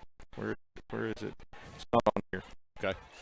It might have been. It was so bad they wouldn't even post it. Maybe. Apparently they erased it. So. Yep. Well, we're going to say goodnight. Everybody. I tell you what. Kudos to the Leopard fans. There was a bunch of Leopard fans here tonight. That's a long drive down here to Atoka, so we give kudos to them as well. But they had well over. It's probably about 3/4 of the section there for the fans. There's one section for the band, and the Leopard fans had about 3/4 of that. Their grandstands on the other side full. So kudos to them. Well, a big thank you to all of our sponsors. We couldn't do it without you, and we appreciate you being on board with us this season. I need to say thank you to Paige Sutherland for her programming prowess back at home. Also to J.D. Scruggs, to Andrew Lyon, and Kevin Scruggs up here producing the show for us. Brianna Miller. Yes. Forgot her earlier, but Brianna back at our studios. Is Ainsley there? Ainsley is there, I think. So we appreciate Hi, Ainsley. So for all of us at KBLP, for Glenn and Kevin, for Jason and all of us here, my name is Greg Peary. We're going to say goodnight from Atoka, and we'll see you in 2 weeks when we hit the road for Comanche and start district play. Until we see you then, remember, whatever you do, always be a good sport. Hey there, this is Trace Adams with Hassler Hot Oil Service. We are family owned and operated with over 25 years experience. I am a 4th generation Lindsay Leopard, and we proudly support Lindsay Leopards and Leopardettes athletically and academically in all their endeavors. Call my dad, Greg Adams, at 405-756-6075 for all of your hot oiler needs. Again, that's 405-756-6075. Go, Lindsay! Jake's Shortstop offers gas, snacks, ice cream, pizza, subs, wings, and the coldest drinks in town. Everyone at Jake's Shortstop says good luck to the Lindsay Leopards this football season. If you're looking for some good barbecue, the Meat Locker Barbecue right here in Lindsay, Oklahoma is the place to go. Everyone at the Meat Locker would like to wish the coaches, players, the band, and the cheerleaders good luck this football season. Go Leopards! Get your game day, or any day, off to a great start with Hot Mess Coffee at 213 South Main in Lindsay. Hot Mess Coffee Co. offers coffees, lattes, teas, and other tasty beverages, plus great food, too. Good luck to the Lindsay Leopards from Hot Mess Coffee Co. and Java House Realty at 213 South Main in Lindsay. For all your repurposed furniture and other treasure needs, check out Junkin' with Janet's booth at Backroads Boutique on Main Street in Lindsay. Mr. and Mrs. J would like to wish the Lindsay Leopards a great football season. Go Leopards! The First National Bank of Lindsay is proud to be a sponsor of tonight's football broadcast. Whether you're looking for a business loan, a personal loan, or a certain type of deposit product, chances are we have what you're looking for. First National Bank, locally owned and operated, insured by FDIC, equal housing lender. This broadcast of Lindsay Leopard Football is brought to you by your friends at Physical Therapy Central, 301 East Cherokee Street in Lindsay. When you're ready to take that first step towards living a pain-free life, let Physical Therapy Central create a treatment plan just for you. Call 405-756-2324. Visit ptcentral.org or come by 301 East Cherokee in Lindsay. Good luck, Leopards, from Physical Therapy Central. If you find yourself in Chickasha, Oklahoma, stop by Legends Pub House and Venue for lunch or supper. Legends also brings you some of the best concerts around. Everyone at Legends would like to wish the Lindsay Leopards good luck this football season. Go Leopards! Morris Motorsports in Chickasha, Oklahoma would like to wish the Lindsay Leopards the best of luck this football season. Todd and everyone at Bunch & Sexton School Supplies would like to wish the Lindsay Leopards good luck this football season. With With Oklahoma's weather being unpredictable, you need a trusted roofing company. At Legacy Roofing and Construction, we are proud to serve Lindsay, Oklahoma, and the surrounding areas. Call Legacy Roofing and Construction for a free estimate at 405-756-8855 or visit our website at legacy-roofing.com.